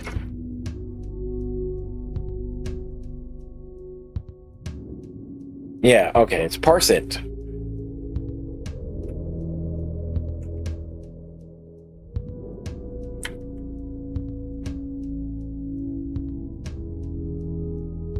11 at 11. Yes. Yes, sirree, babe. I gotta get some lunch soon. Been go for 2.5 hours? Well, like 2 hours, right? We want to declare an lm value, and it's going to take num parameter and it should be empty, just like me. Return an inner function from the element value. So what? Okay, so I need to understand what we're doing here. Right, so we're building out this evaluate formula thing. So we're taking x, which I think is the function or something that we want to do, and then it's acting on a certain array of cells. And we created an ID to text function which converts the cell ID into a string. Okay, and then we have a range regex, which is taking the string input and making sure that the format fits the requirement for calculating the range over this.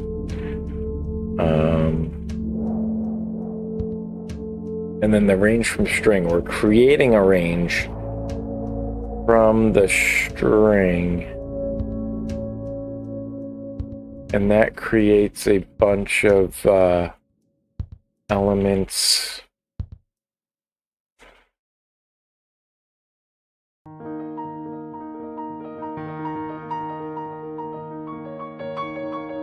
Element and index.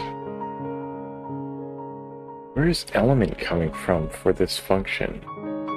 Oh wait, no, never mind. So we're adding that in. So you take the element and add it, but where? Wait. Hold up.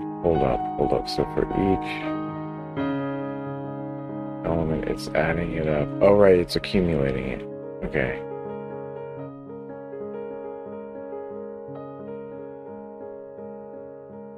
Okay. Okay. I need to think that one through. Still haven't quite grasped it, but some examples would help, but I don't know. We don't need to dive that deeply into it, I don't think. Alright, so we want an inner function that is taking a character parameter, and then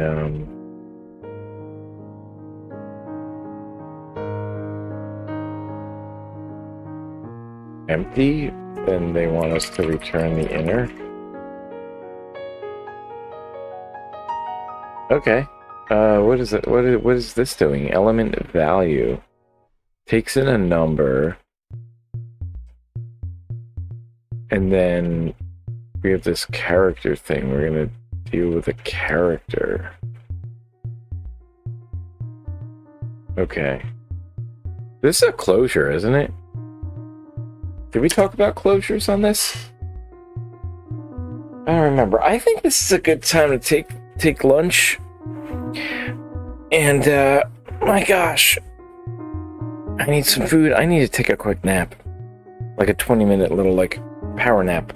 So we'll be back in just a few minutes. Oh, not a few minutes. Be back in 45, maybe like half an hour, maybe 45. I don't know yet, but be back later.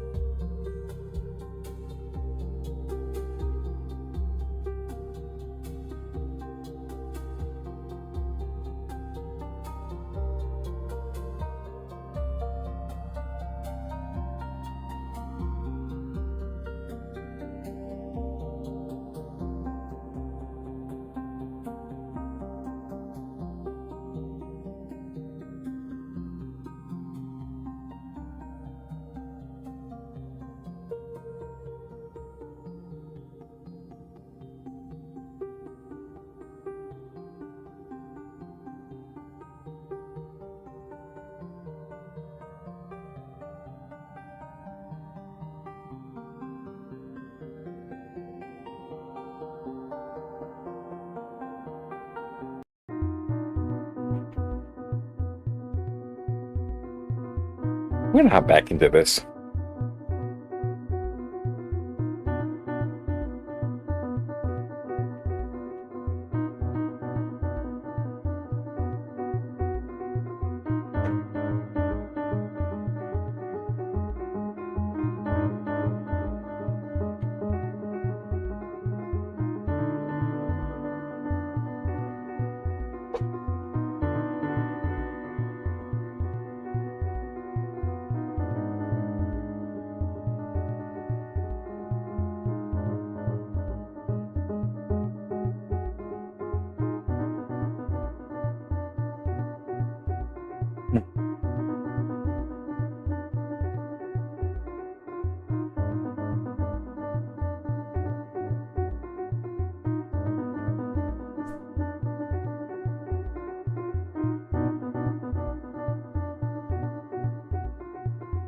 So where we left off, we're working on this eval formula. Okay, and it's to evaluate the formula. Inside of this element value function, still don't quite understand what we're getting at here.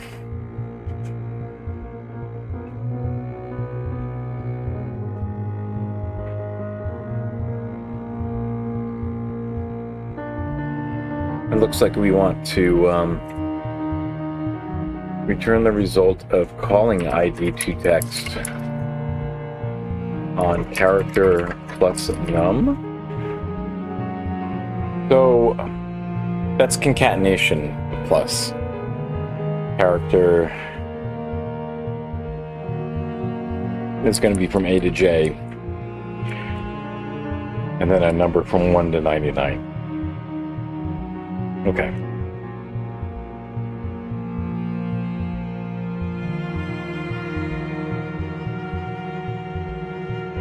All right, well, the range from string is interesting,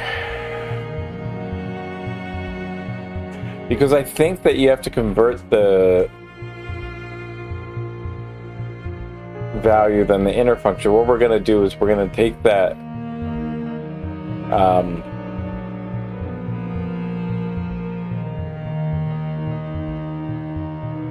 character and number, right? That's that idea. Okay, but then we want to convert that to the character code, I think, or the yeah, to the character code, and then that will be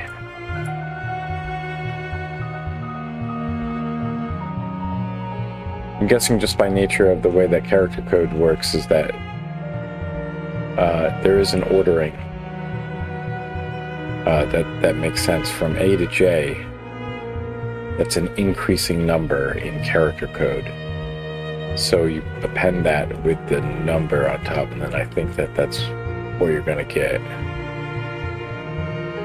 Although I think you need to. No, you need to handle both in order to get the range if you're doing like a rectangle or. Yeah.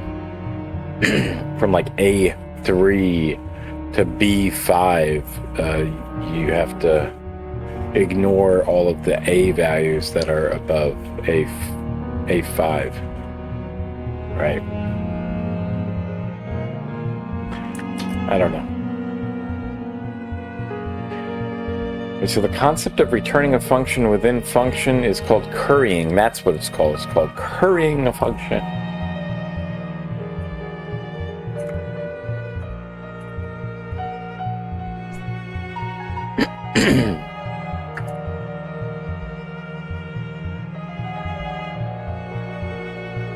Returning a function within a function.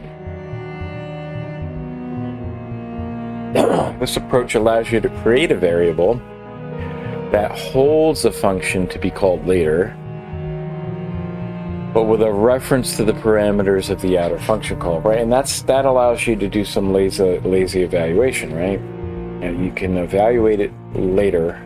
You don't need to evaluate it right away. Constant inner one and a constant final. Like the inner one would be your inner function with num set to 1.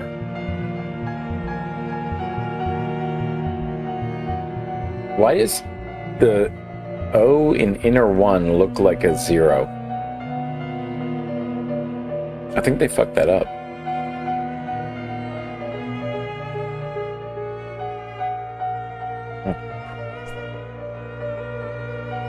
All right, so what are we doing here?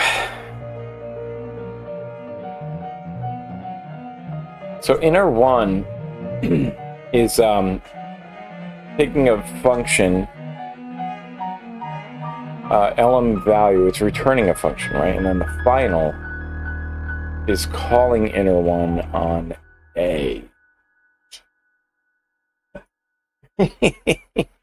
Baby girl, come on.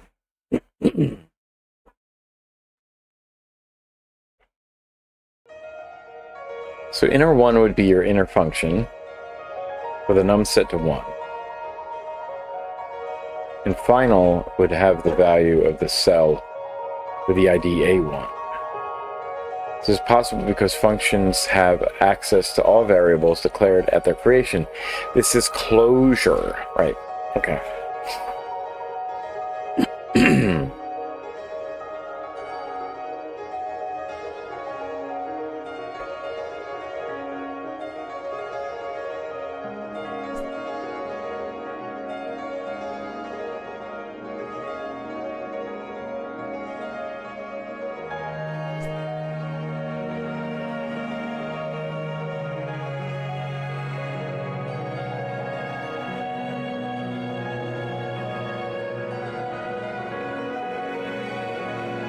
That's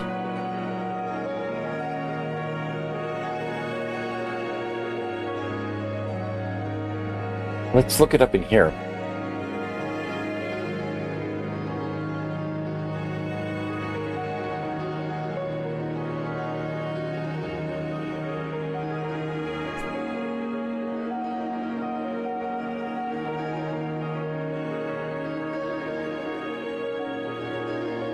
A function creates a closure context. Oh, okay, so maybe it was. Maybe it was that.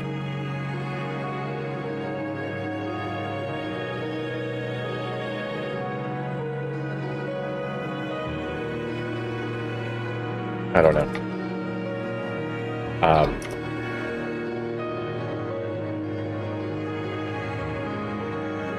It's a technique for implementing lexically scoped name binding in a language with first-class functions. I don't know what any of that means.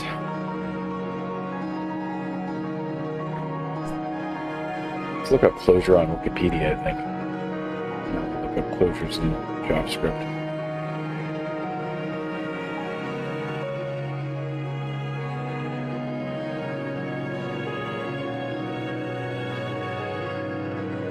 A closure is a record storing a function together with an environment. What does that mean?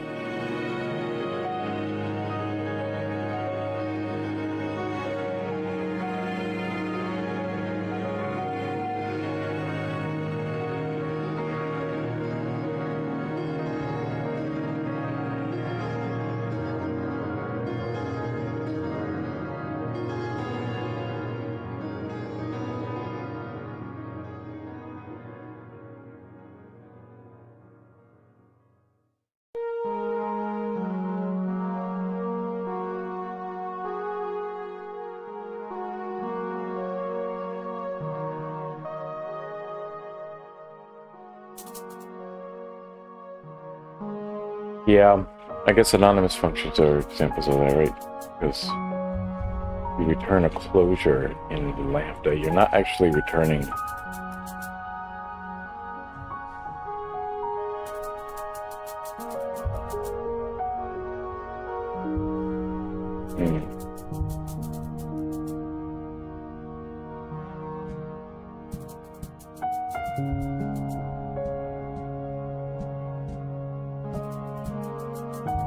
Okay.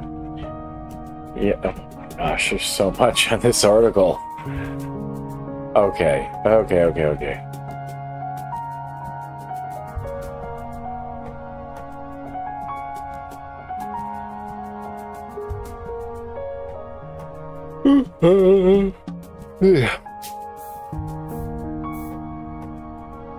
Maybe I'll Maybe we'll get to that some other time. Oh god, this stuff makes me so anxious.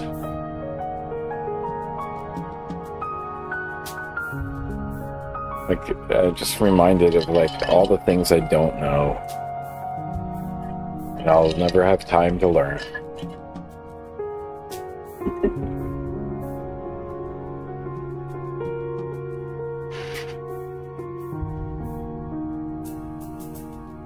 Okay, well, let's see. Get some more practice with this. Declare a function called add characters. Where are we doing this? Right here?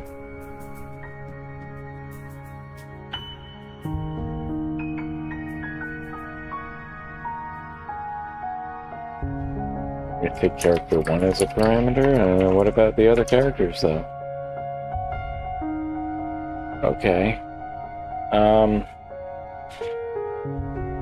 In your elem function, you explicitly declared a function called inner and returned it. However, because of we're using arrow syntax, we can implicitly return a function. For example,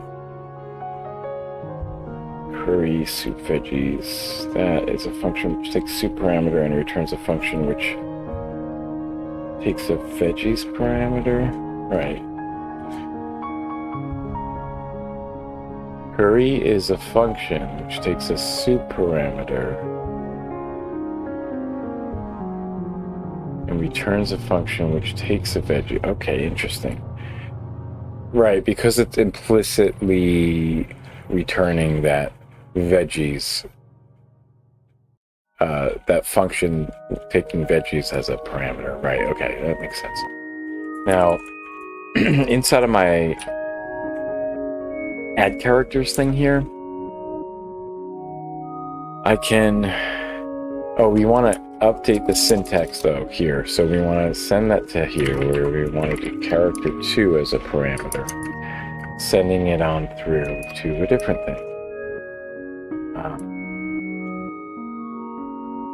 Yeah, right. Okay. Now, inner functions can also return a function, so using the same arrow syntax, we will update our add characters function to return a third function, which takes a number. Okay.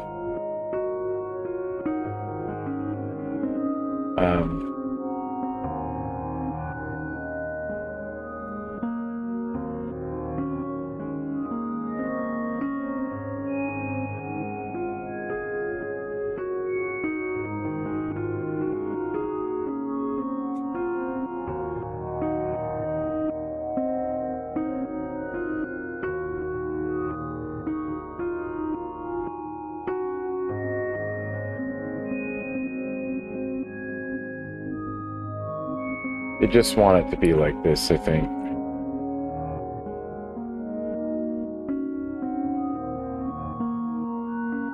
Yeah, okay. It's just confusing looking as hell. And we'll update our innermost function in the add characters chain.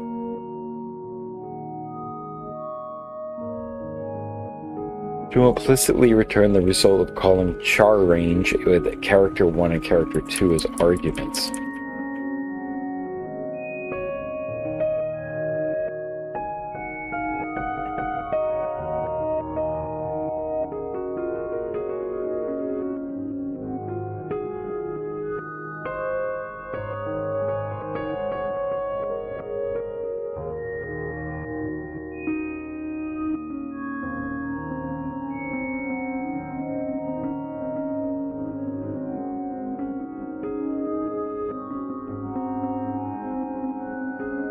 Alright. So, this is so interesting. This is our final function. We're passing in function. That returns a function.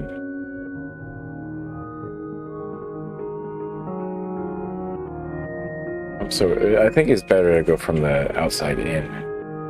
So this add characters thing is referring to a function. that function takes character as a parameter and returns a function which takes character 2 as a parameter,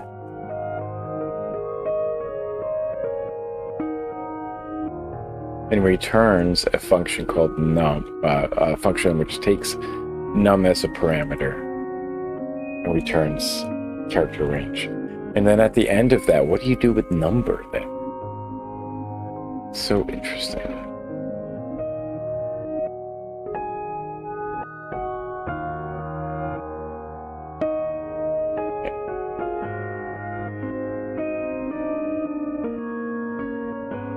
We're going to use the same syntax we did as the add characters function.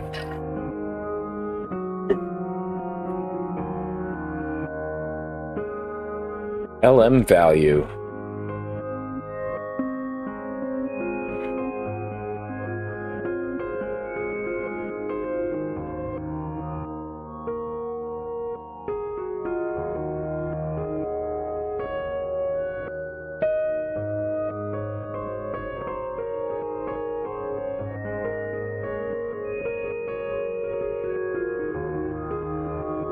It's not going to return inner.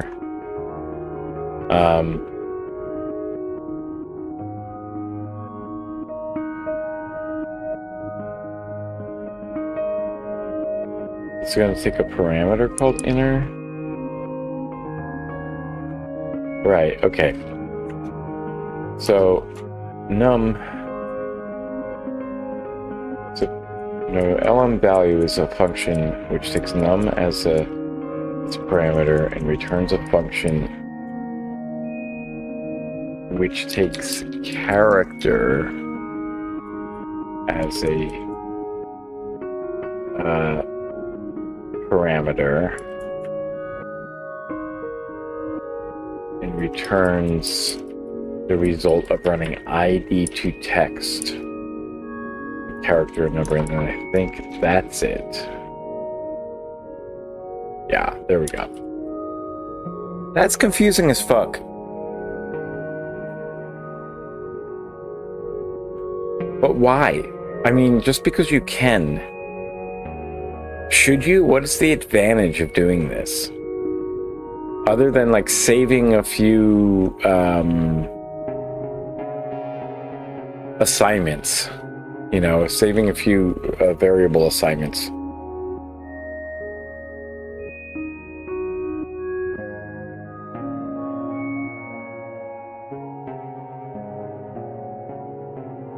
I don't know.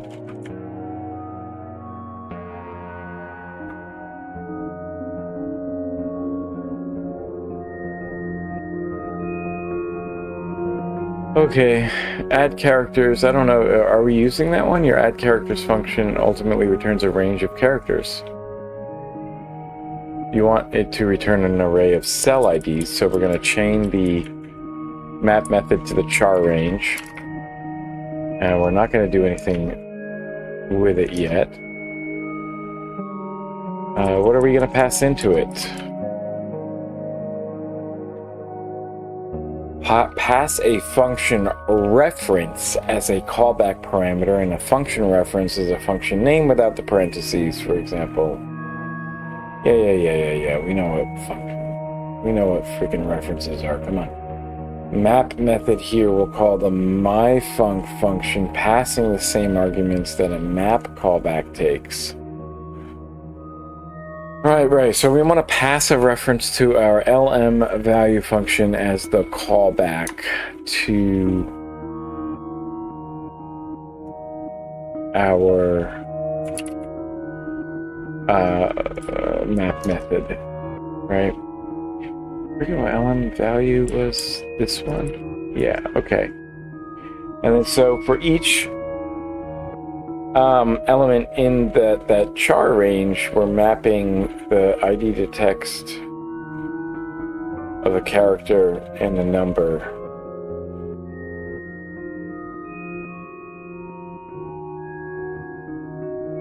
My gosh, this is confusing as shit.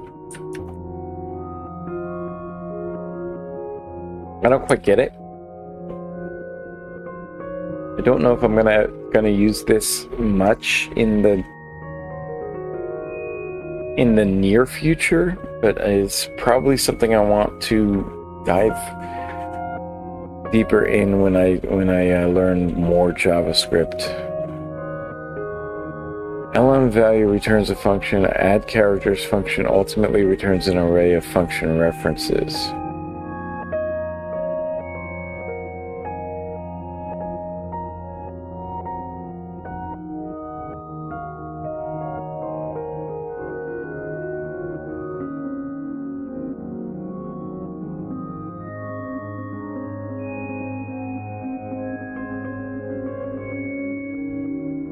So we need to pass num as that, which lm value returns a function, so we need to pass num into that. Okay.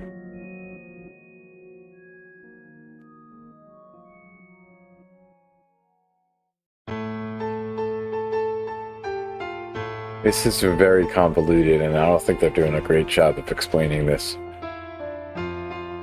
Declare a range expanded variable. Rage expanded. My rage is expanded.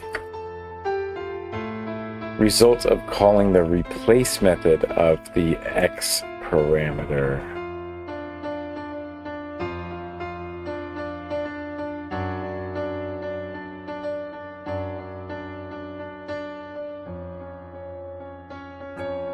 I'm so used to doing functions, I'm putting like, wait, what?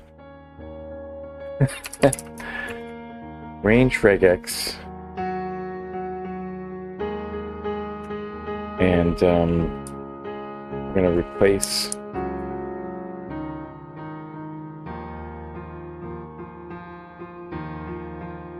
well, what is the second argument for replace?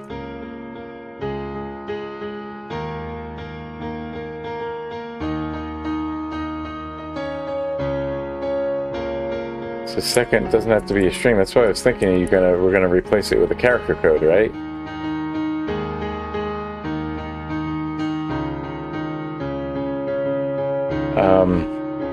First is the matched string, the pass an empty callback function to your replace call.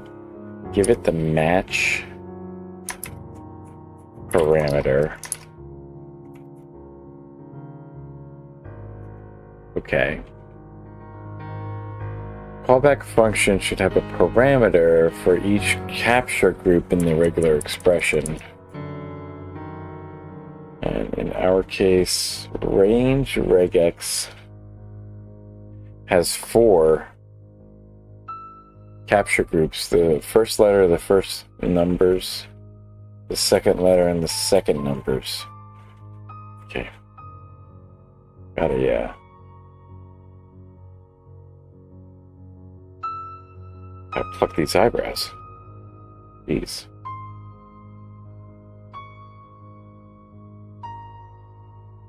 Getting along.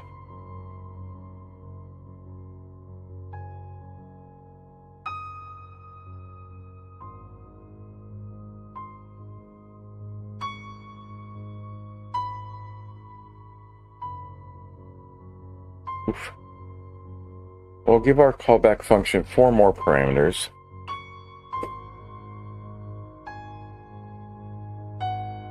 char1, num1, char2, chart2, num2. Char will be short for character. That really abbreviates my character.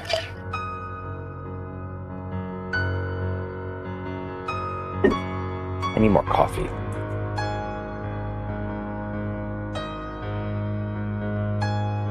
Now our callback function is going to implicitly return the result of calling range from string.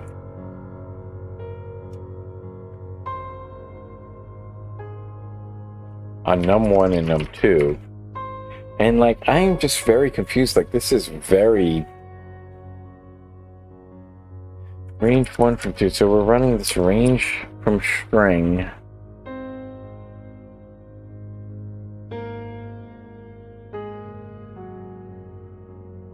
Oh my gosh. My brain's fried already from this. But I want to finish this. I don't want to... Oh, gosh. I don't know. I just got to keep reminding myself that I'm not trying to be an expert in this stuff. I just need to understand the basics here.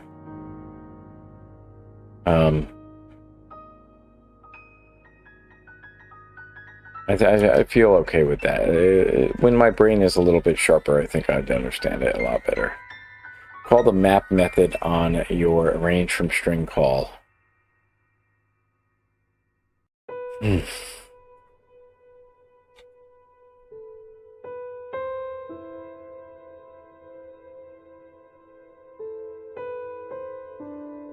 I think we have to do it from here.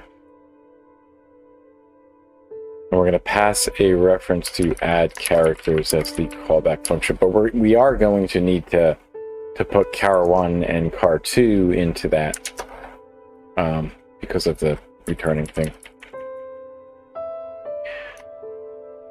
Char1 is an argument. Yeah, but it takes 2.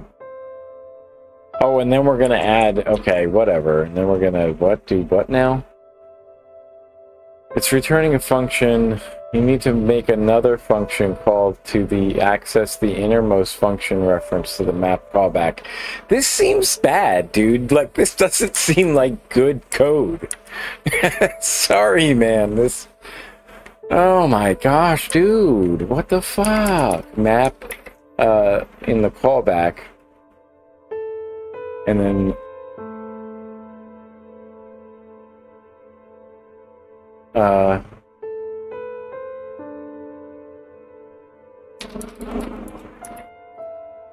Right, and so we are returning a function here, and so we get to pass char2 as an argument. Oh my gosh, this is so fucking convoluted. This is bad code, bro. Come on, this isn't good. Oh my gosh. Now that your map function is receiving the returned num char range and map and function reference from the curried add characters calls will properly iterate over the elements. Pass each element as n to the... Oh my gosh.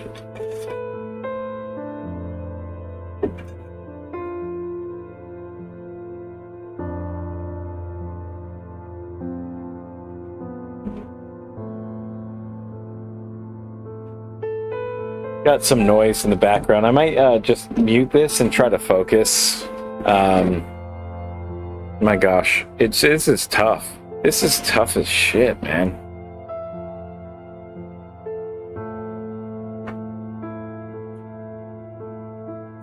Let's see, why is this not... It's not zooming? Wait, zoom's not working anymore. That's weird. Ah. Haha, that's weird. Something's up with the script here.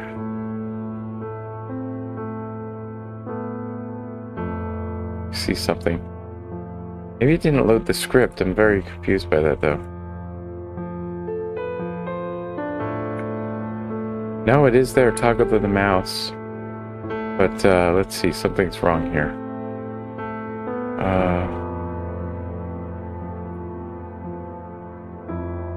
Must be with the script.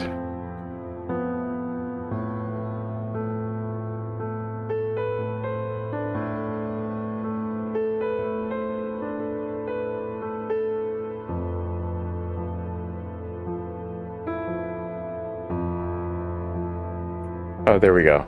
Okay, well, that's better.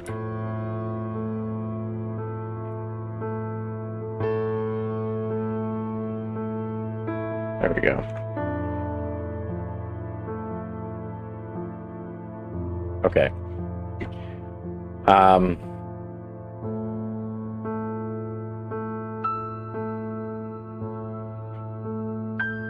Oh my god, it's so tired.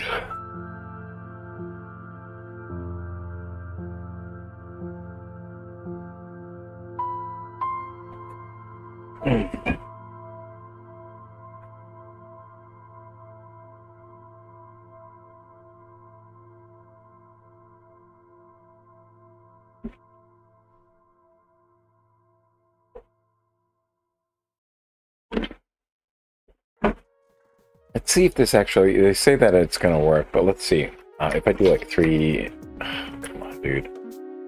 34, 5, 3, 2. Let's do 9 and do that. If I do, let's do 2 from 1 here. If I do equals sum from A5 to B8, I don't get anything here.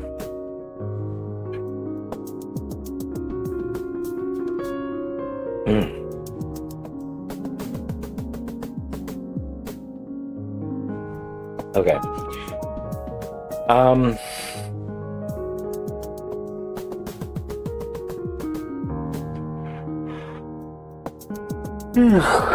Properly iterate over the elements and pass each element as n to that function.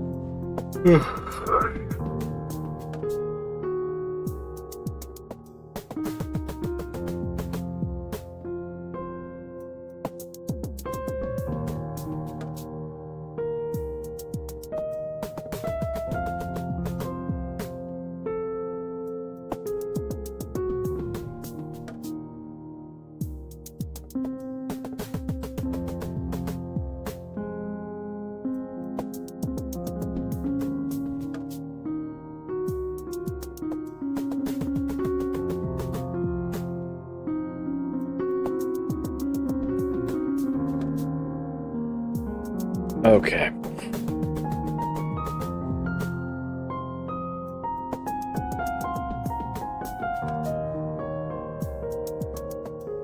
It's bizarre. It looks funny. Need to put like a minimum width or something.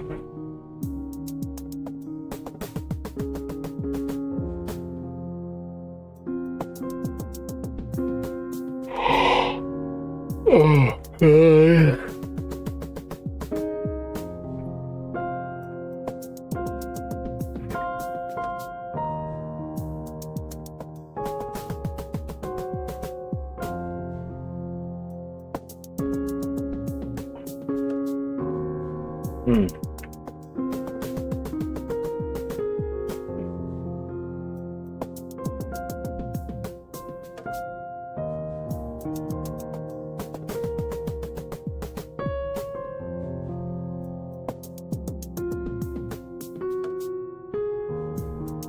It's time for a break. I need a break. I know I just took one, but gosh. Need a gap.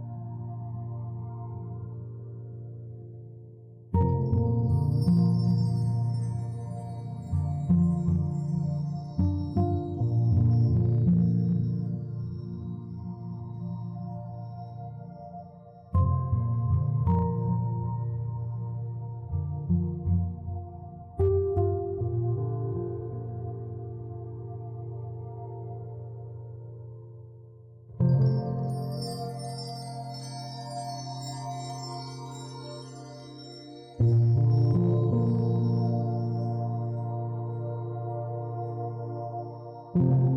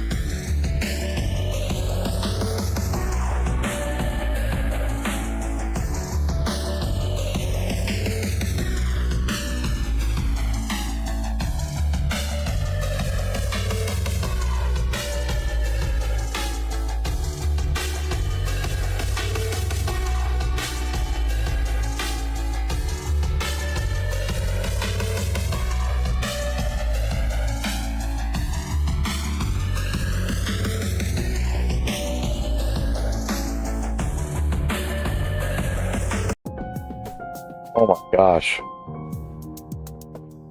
Alright, we gotta close this out. We got 40 more of these to go. Okay.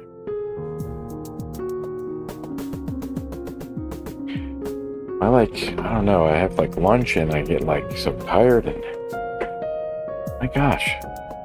I have like my anxiety is like really peaking.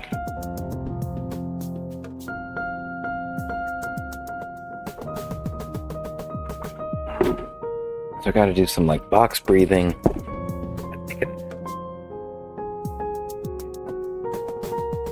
Oh my gosh. It's not in great shape.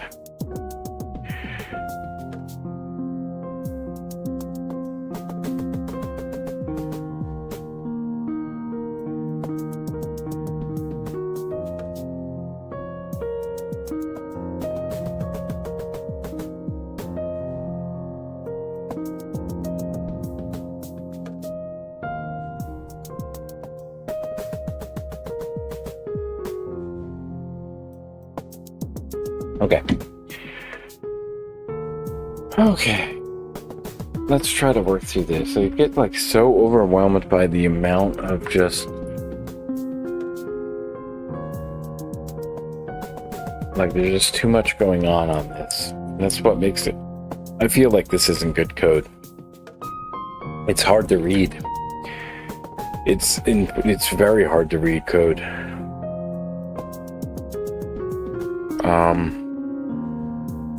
Okay.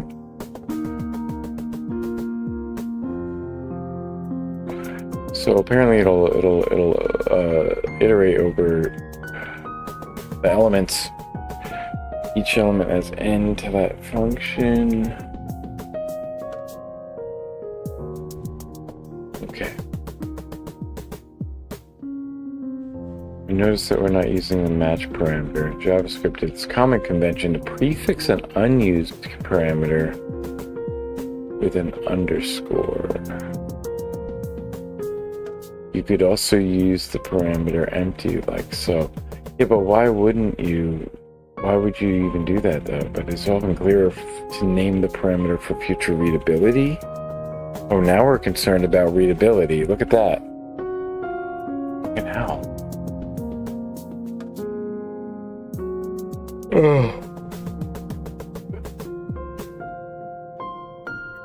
Okay, so if it's not used, why?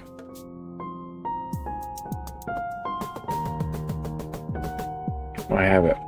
Okay, declare a variable, call regex. We have to call Reggie. What is this, regex? Cell regex. Match cell references. It should match a letter from A to J, followed by a digit 1 to 9, and then an optional digit 0 to 9. Okay. And it should be global and insensitive. A globally insensitive variable. Variables are so insensitive. Okay. Let's see. Let's do this here. Declare a cell expanded variable. Okay, so we need to handle the cell in some way here. Okay, that's why we have the cell regex and the cell expanded. Assigning it the variable. Ugh.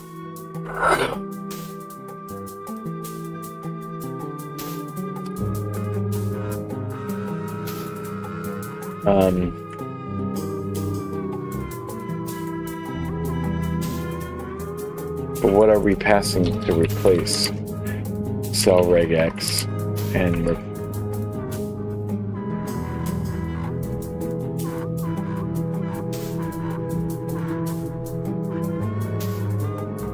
we're gonna replace it with a function?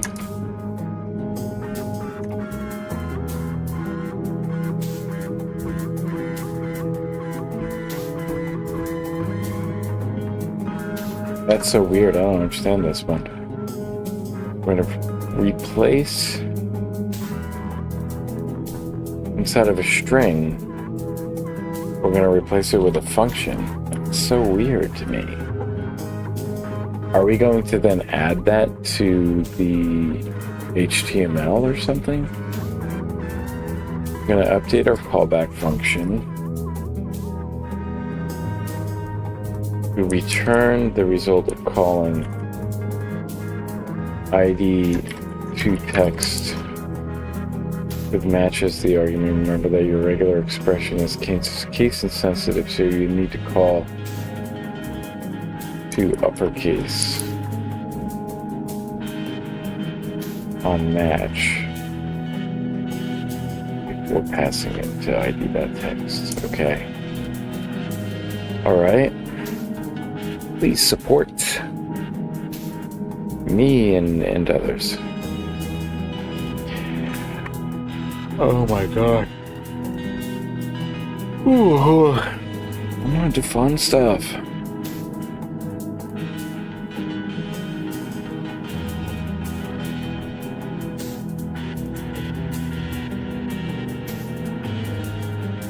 It's so weird that I never have any dropped frames on YouTube, but like Twitch is just another story. It's just constant. It's so weird. Infix is a mathematical operator that appears between its two operands. Okay. Yeah. Yeah, as opposed to postfix, or prefix or postfix. You could use postfix notation as well, which is a Polish notation or something for. You pass in the two arguments before telling what the operator should be on those two elements.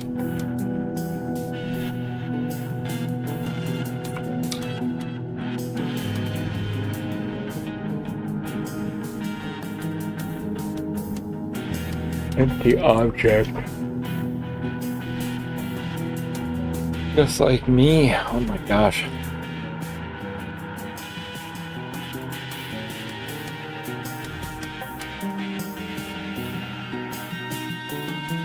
So we'll get a plus property, but does it have to be in quotes?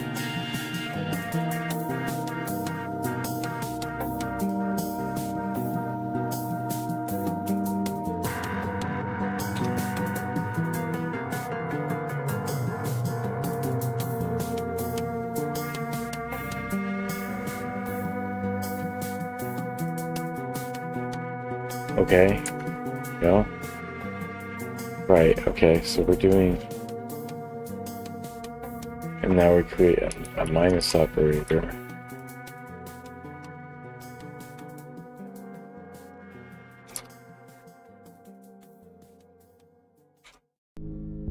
Subtracting y from x, right? Okay. Now we do the multiplication and then the division.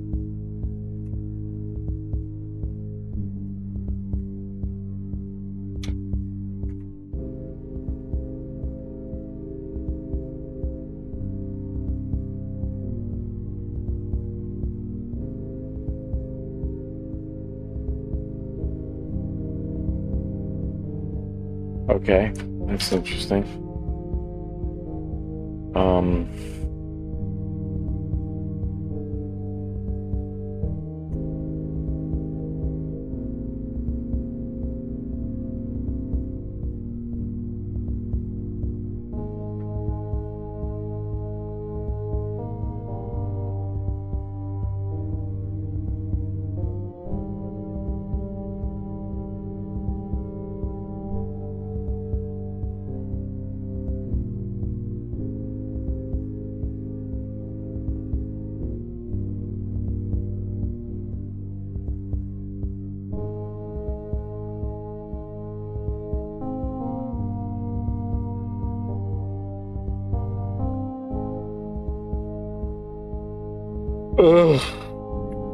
We need to pass and match R1 operator.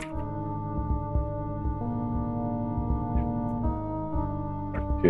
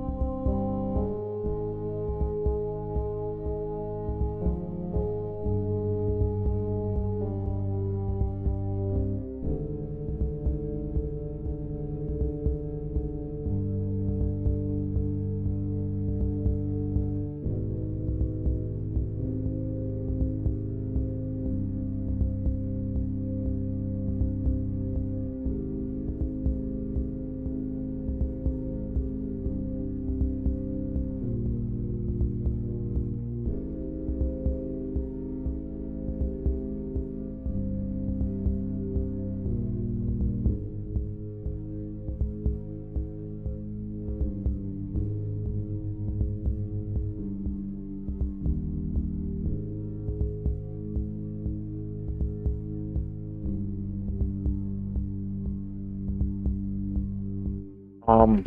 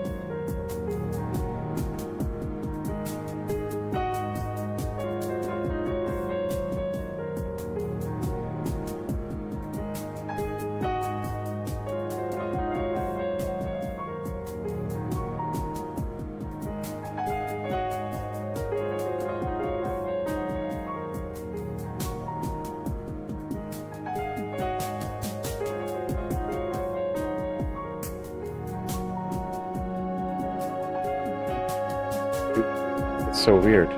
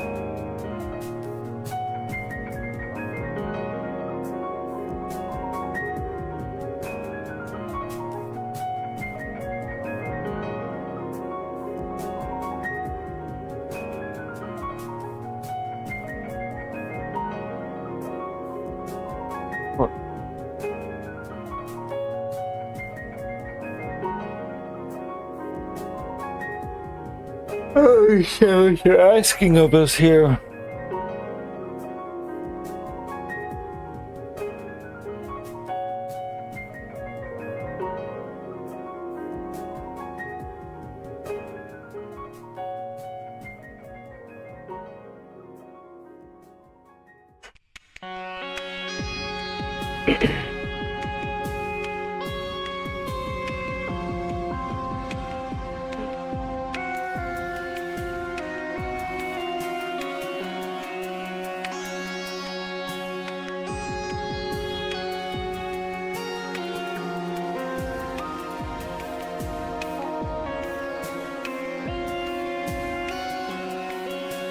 Oh, she's capture grease? Okay.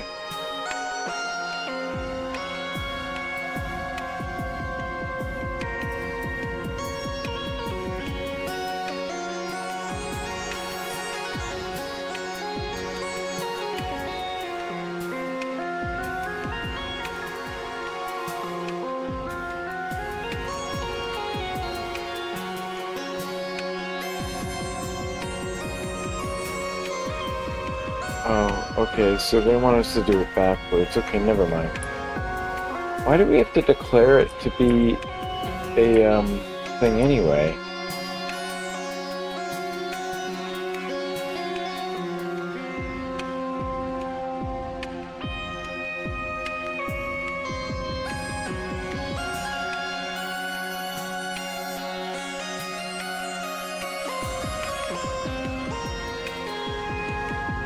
That's really bizarre.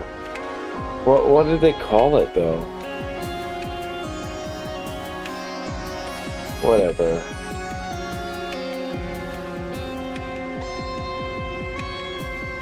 Ugh. I'm so tired, man.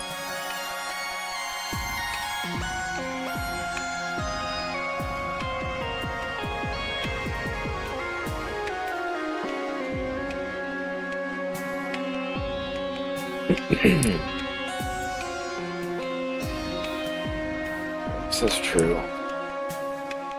Alright, man. What are we doing? We're almost there, man. We're like 3/4 of the way. High precedence calling return statement from your high precedence function.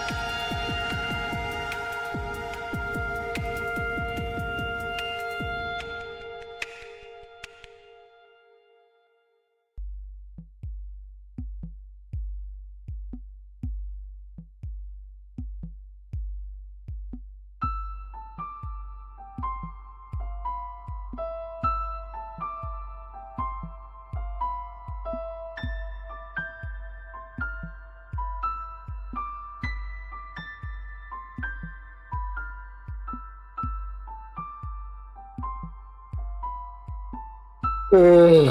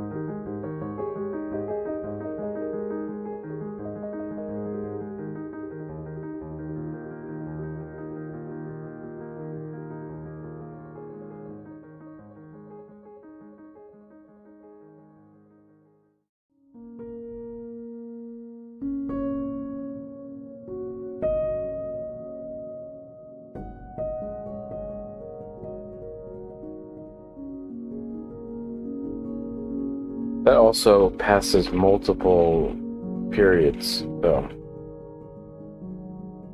it's not good.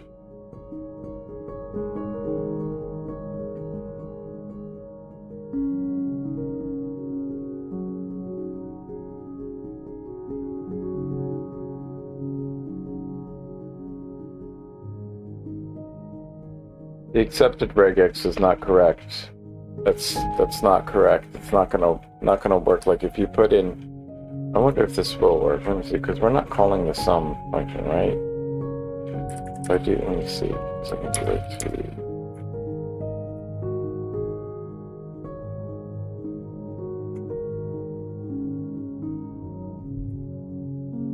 What if I do A6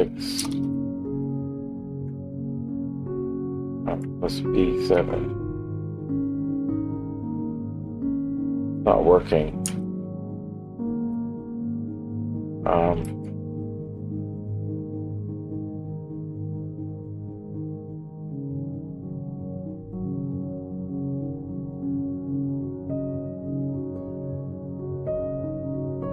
like how we're not multiplying decimals. Just don't even bother to do that in this one. That's too hard of a problem.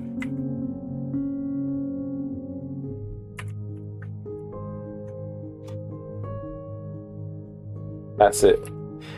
We're not even going to bother explaining it to you. You just do it like this. That's it. You do it.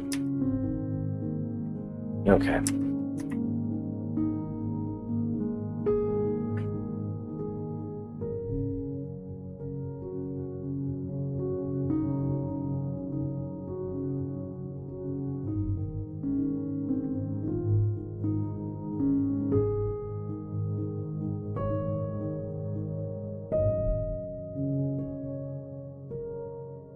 Okay, is that right? I don't know if that's right.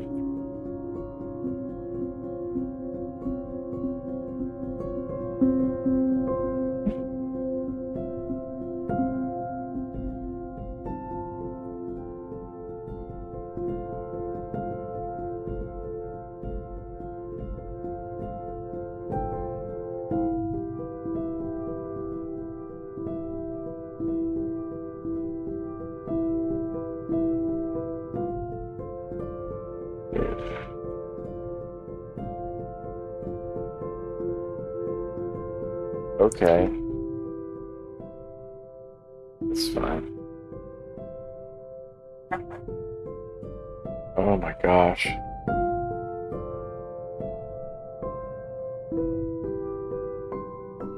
I'm so tired. I'm just like the tiredest that I've ever been.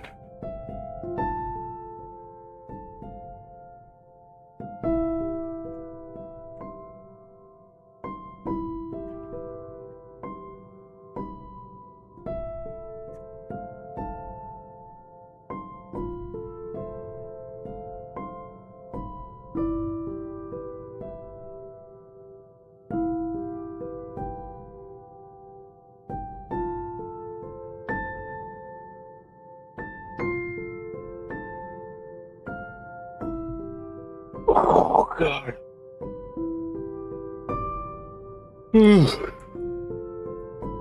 Wait. Oh, okay. We're gonna go to the next one. 80% complete.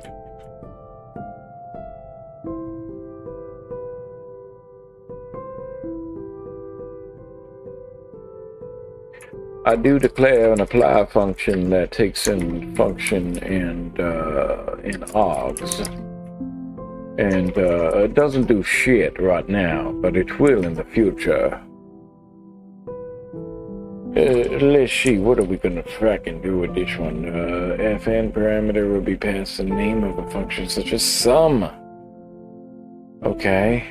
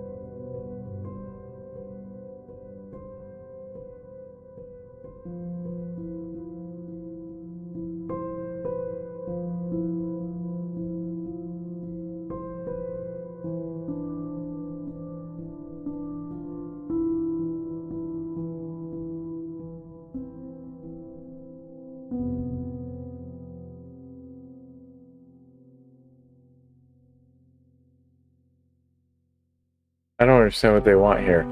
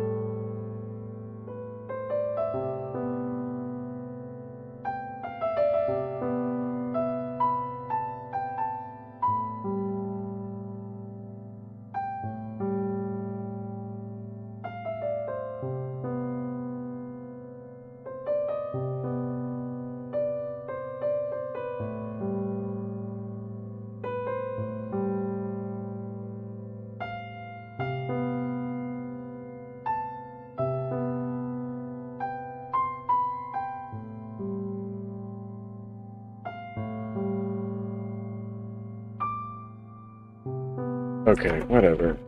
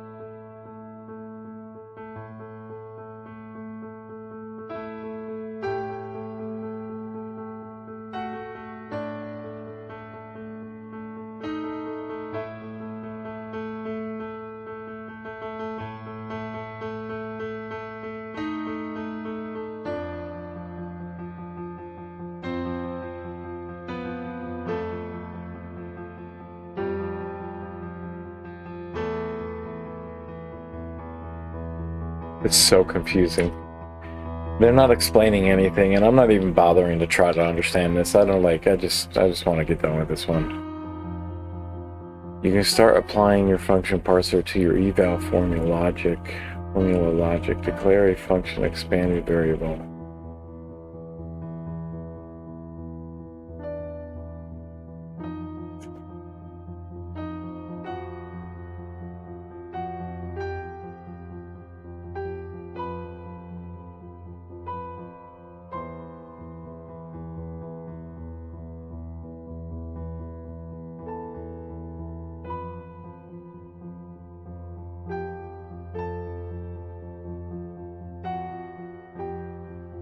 They're not really explaining why we're doing any of this stuff.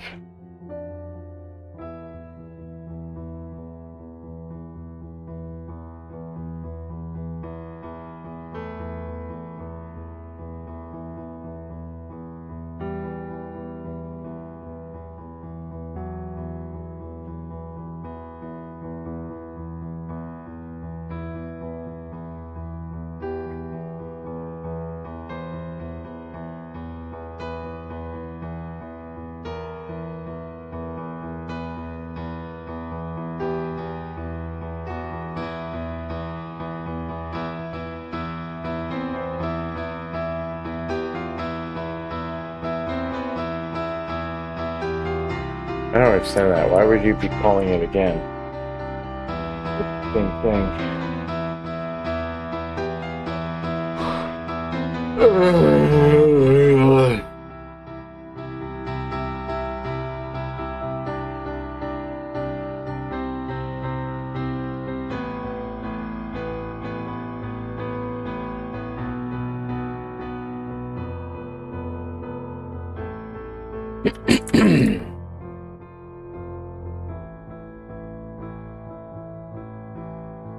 Can we actually like do anything with this though yet?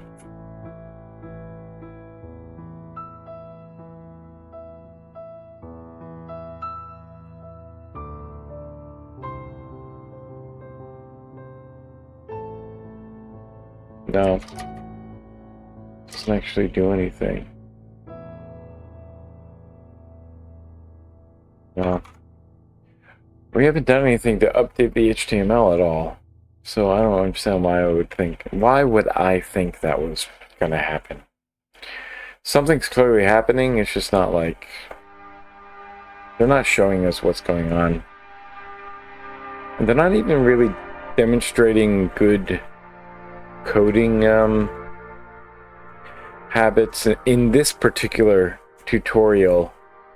With like showing console log outputs at least to like maybe test to see, like make sure that it's doing what we want it to be doing. In previous tutorials they had something like that at least. So I just think this isn't a great tutorial.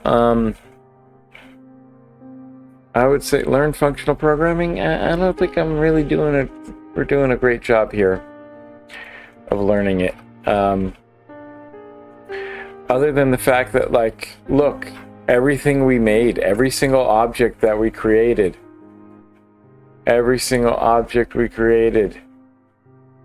is a function, save for one object. Everything else is a function. Ooh, but an object could be a function too. You could turn that into a function. Is that what functional programming is? Is that everything? You make everything a function. I don't know about that. Maybe it is. Maybe that's true. Doesn't seem great to me. Inside your if statements is the value of the element.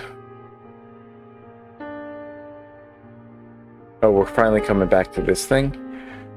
The result of the eval formula.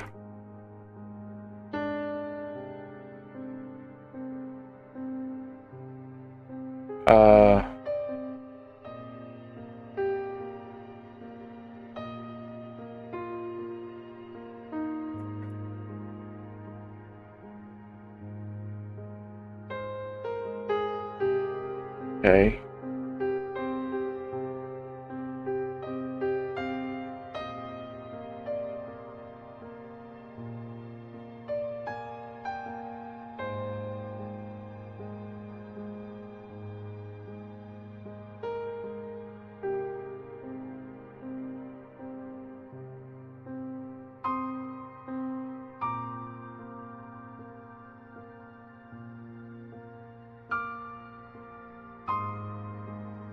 Slices in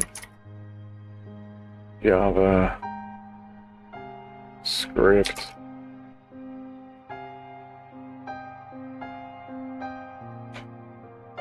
I don't know what's happening. Is it slice 1? That's what it is?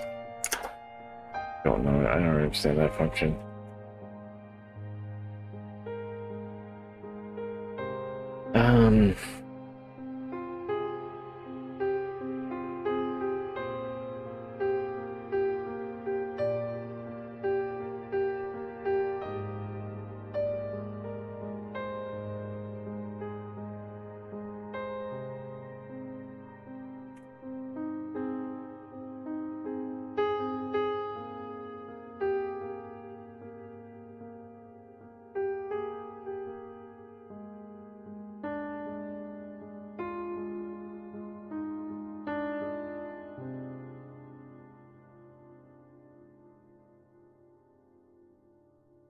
Just voodoo magic at this point. I'm just like copying what they say to tell me to do, and I don't know. Return a collection of array like, but not array. Wrap your second argument in array from.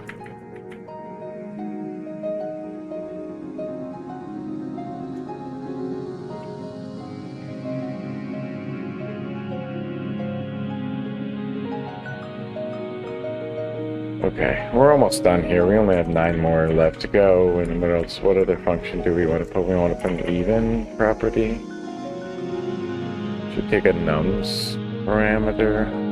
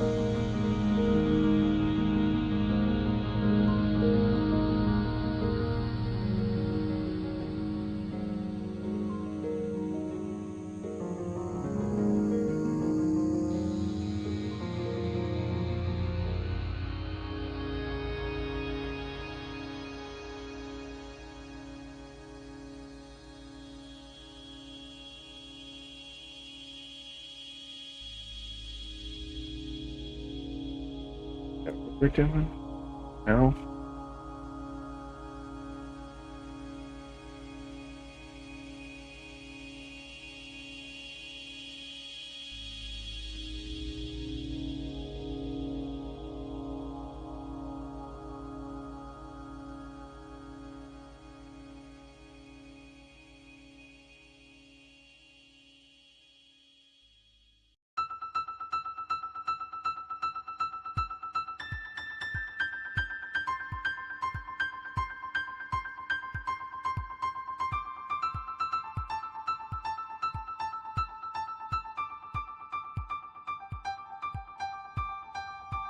Okay, okay, whatever.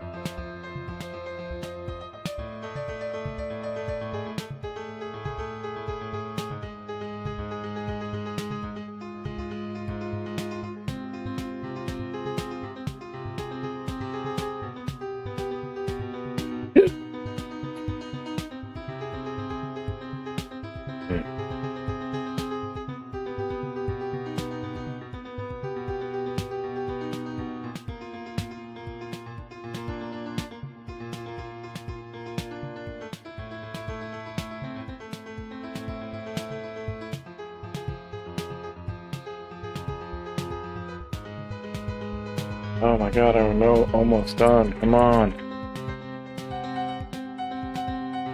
We still don't have any functionality to this thing though, right? It doesn't like actually return, or does it? Actually, I don't know. Can we do it like this? Can we do like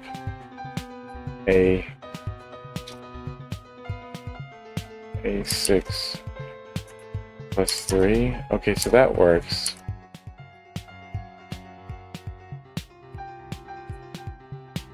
Put it out.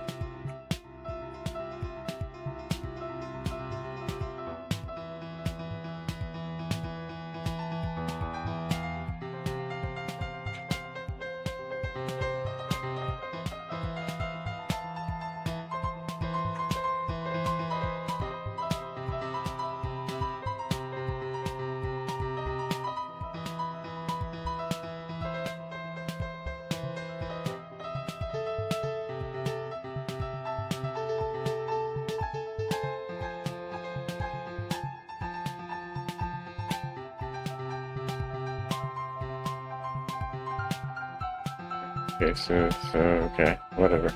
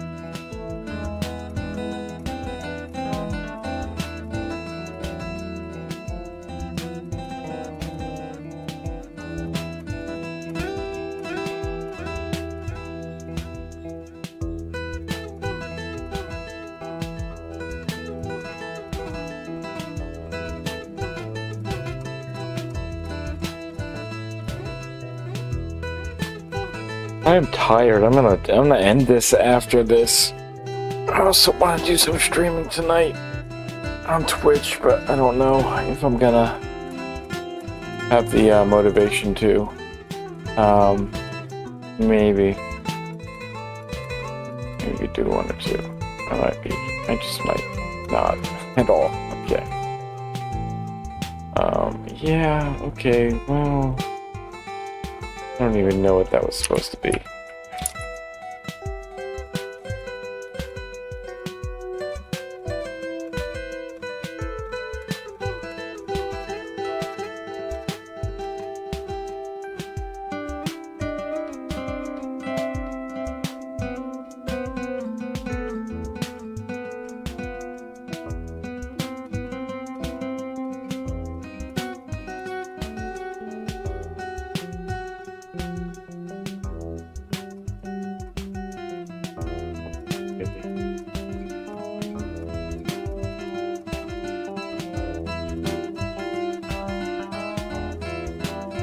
I think you probably want to do reduce, right?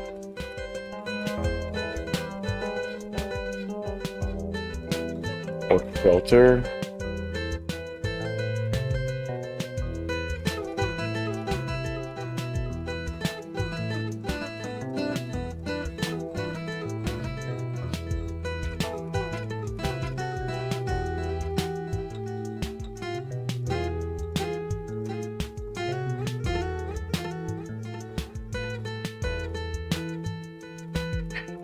Then do it like the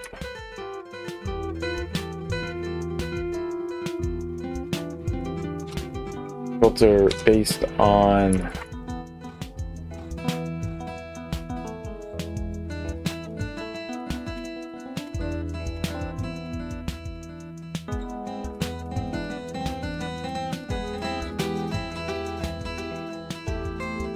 do map reduce, I think.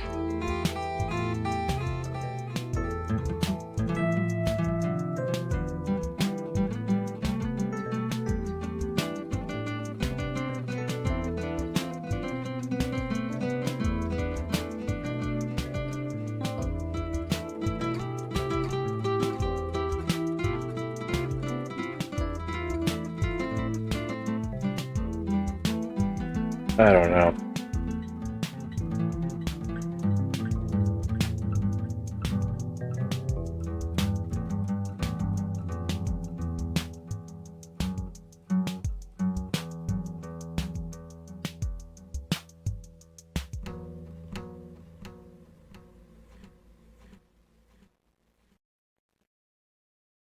I just don't, I don't want to think through this one. I know there's like, it's gotta be something with map and filter.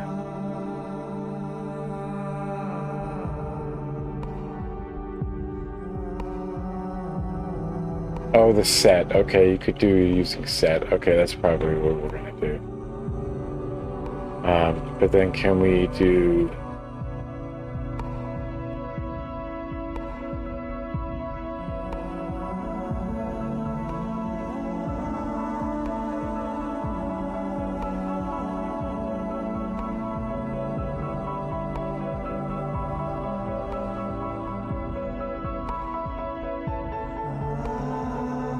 And the result of calling set on nums, basically.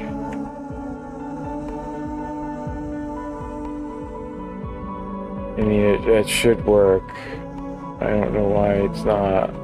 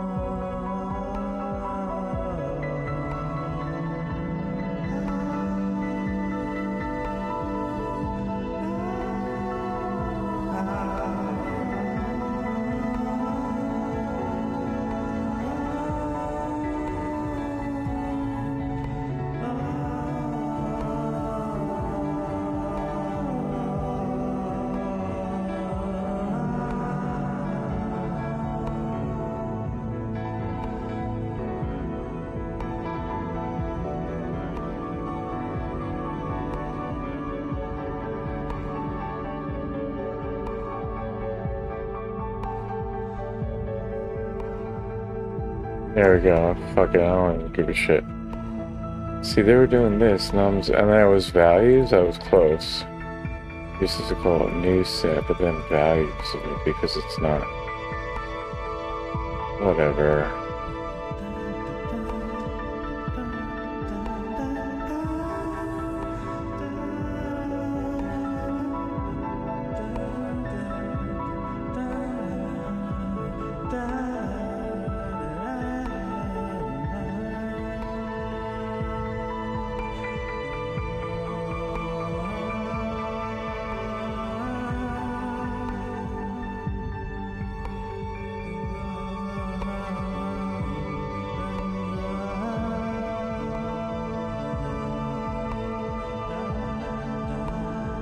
Alright, I don't think it works the way that we wanted it to, or that I thought it would.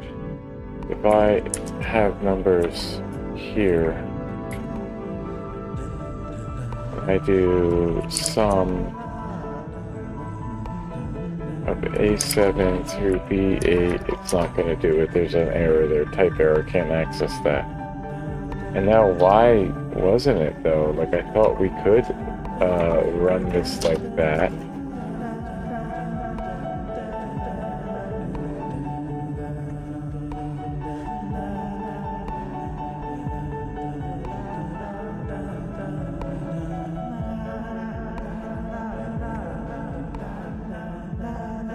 Yeah, it's wrong. I don't know. I don't think it works, bro. I don't think it works. This is a long day. I am tired. I don't want to do this today. Alright, so we finished that one. Luckily, everything else is all scheduled for the year. I'll work on the... What is it? The telephone number validator project. I'll work on that offline. I'll have that done some point, but I really just want to move along.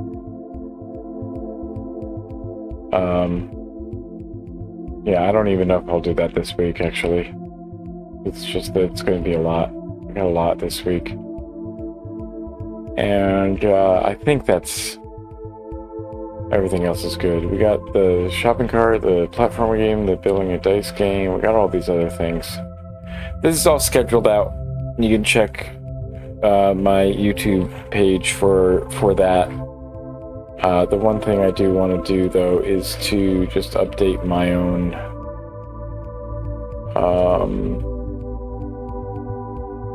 yeah, right, to update this. So we do have, so we have 2 weeks until Thanksgiving. Those ones. Yeah. Okay. Yeah. 2 weeks until Thanksgiving.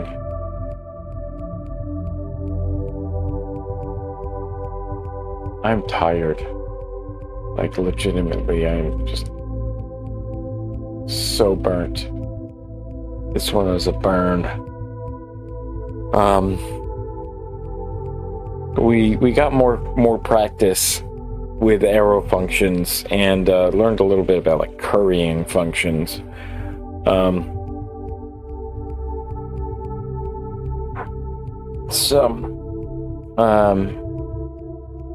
I don't think they did a great job of explaining it, and I certainly didn't help at all.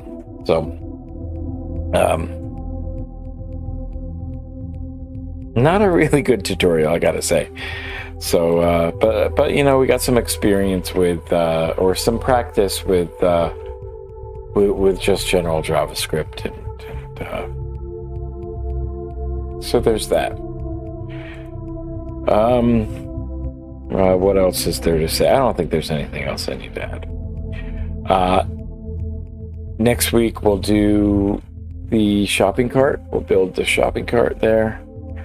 And yeah, maybe we'll be able to get to the platformer game too a little bit, or maybe next week I'll demonstrate some of the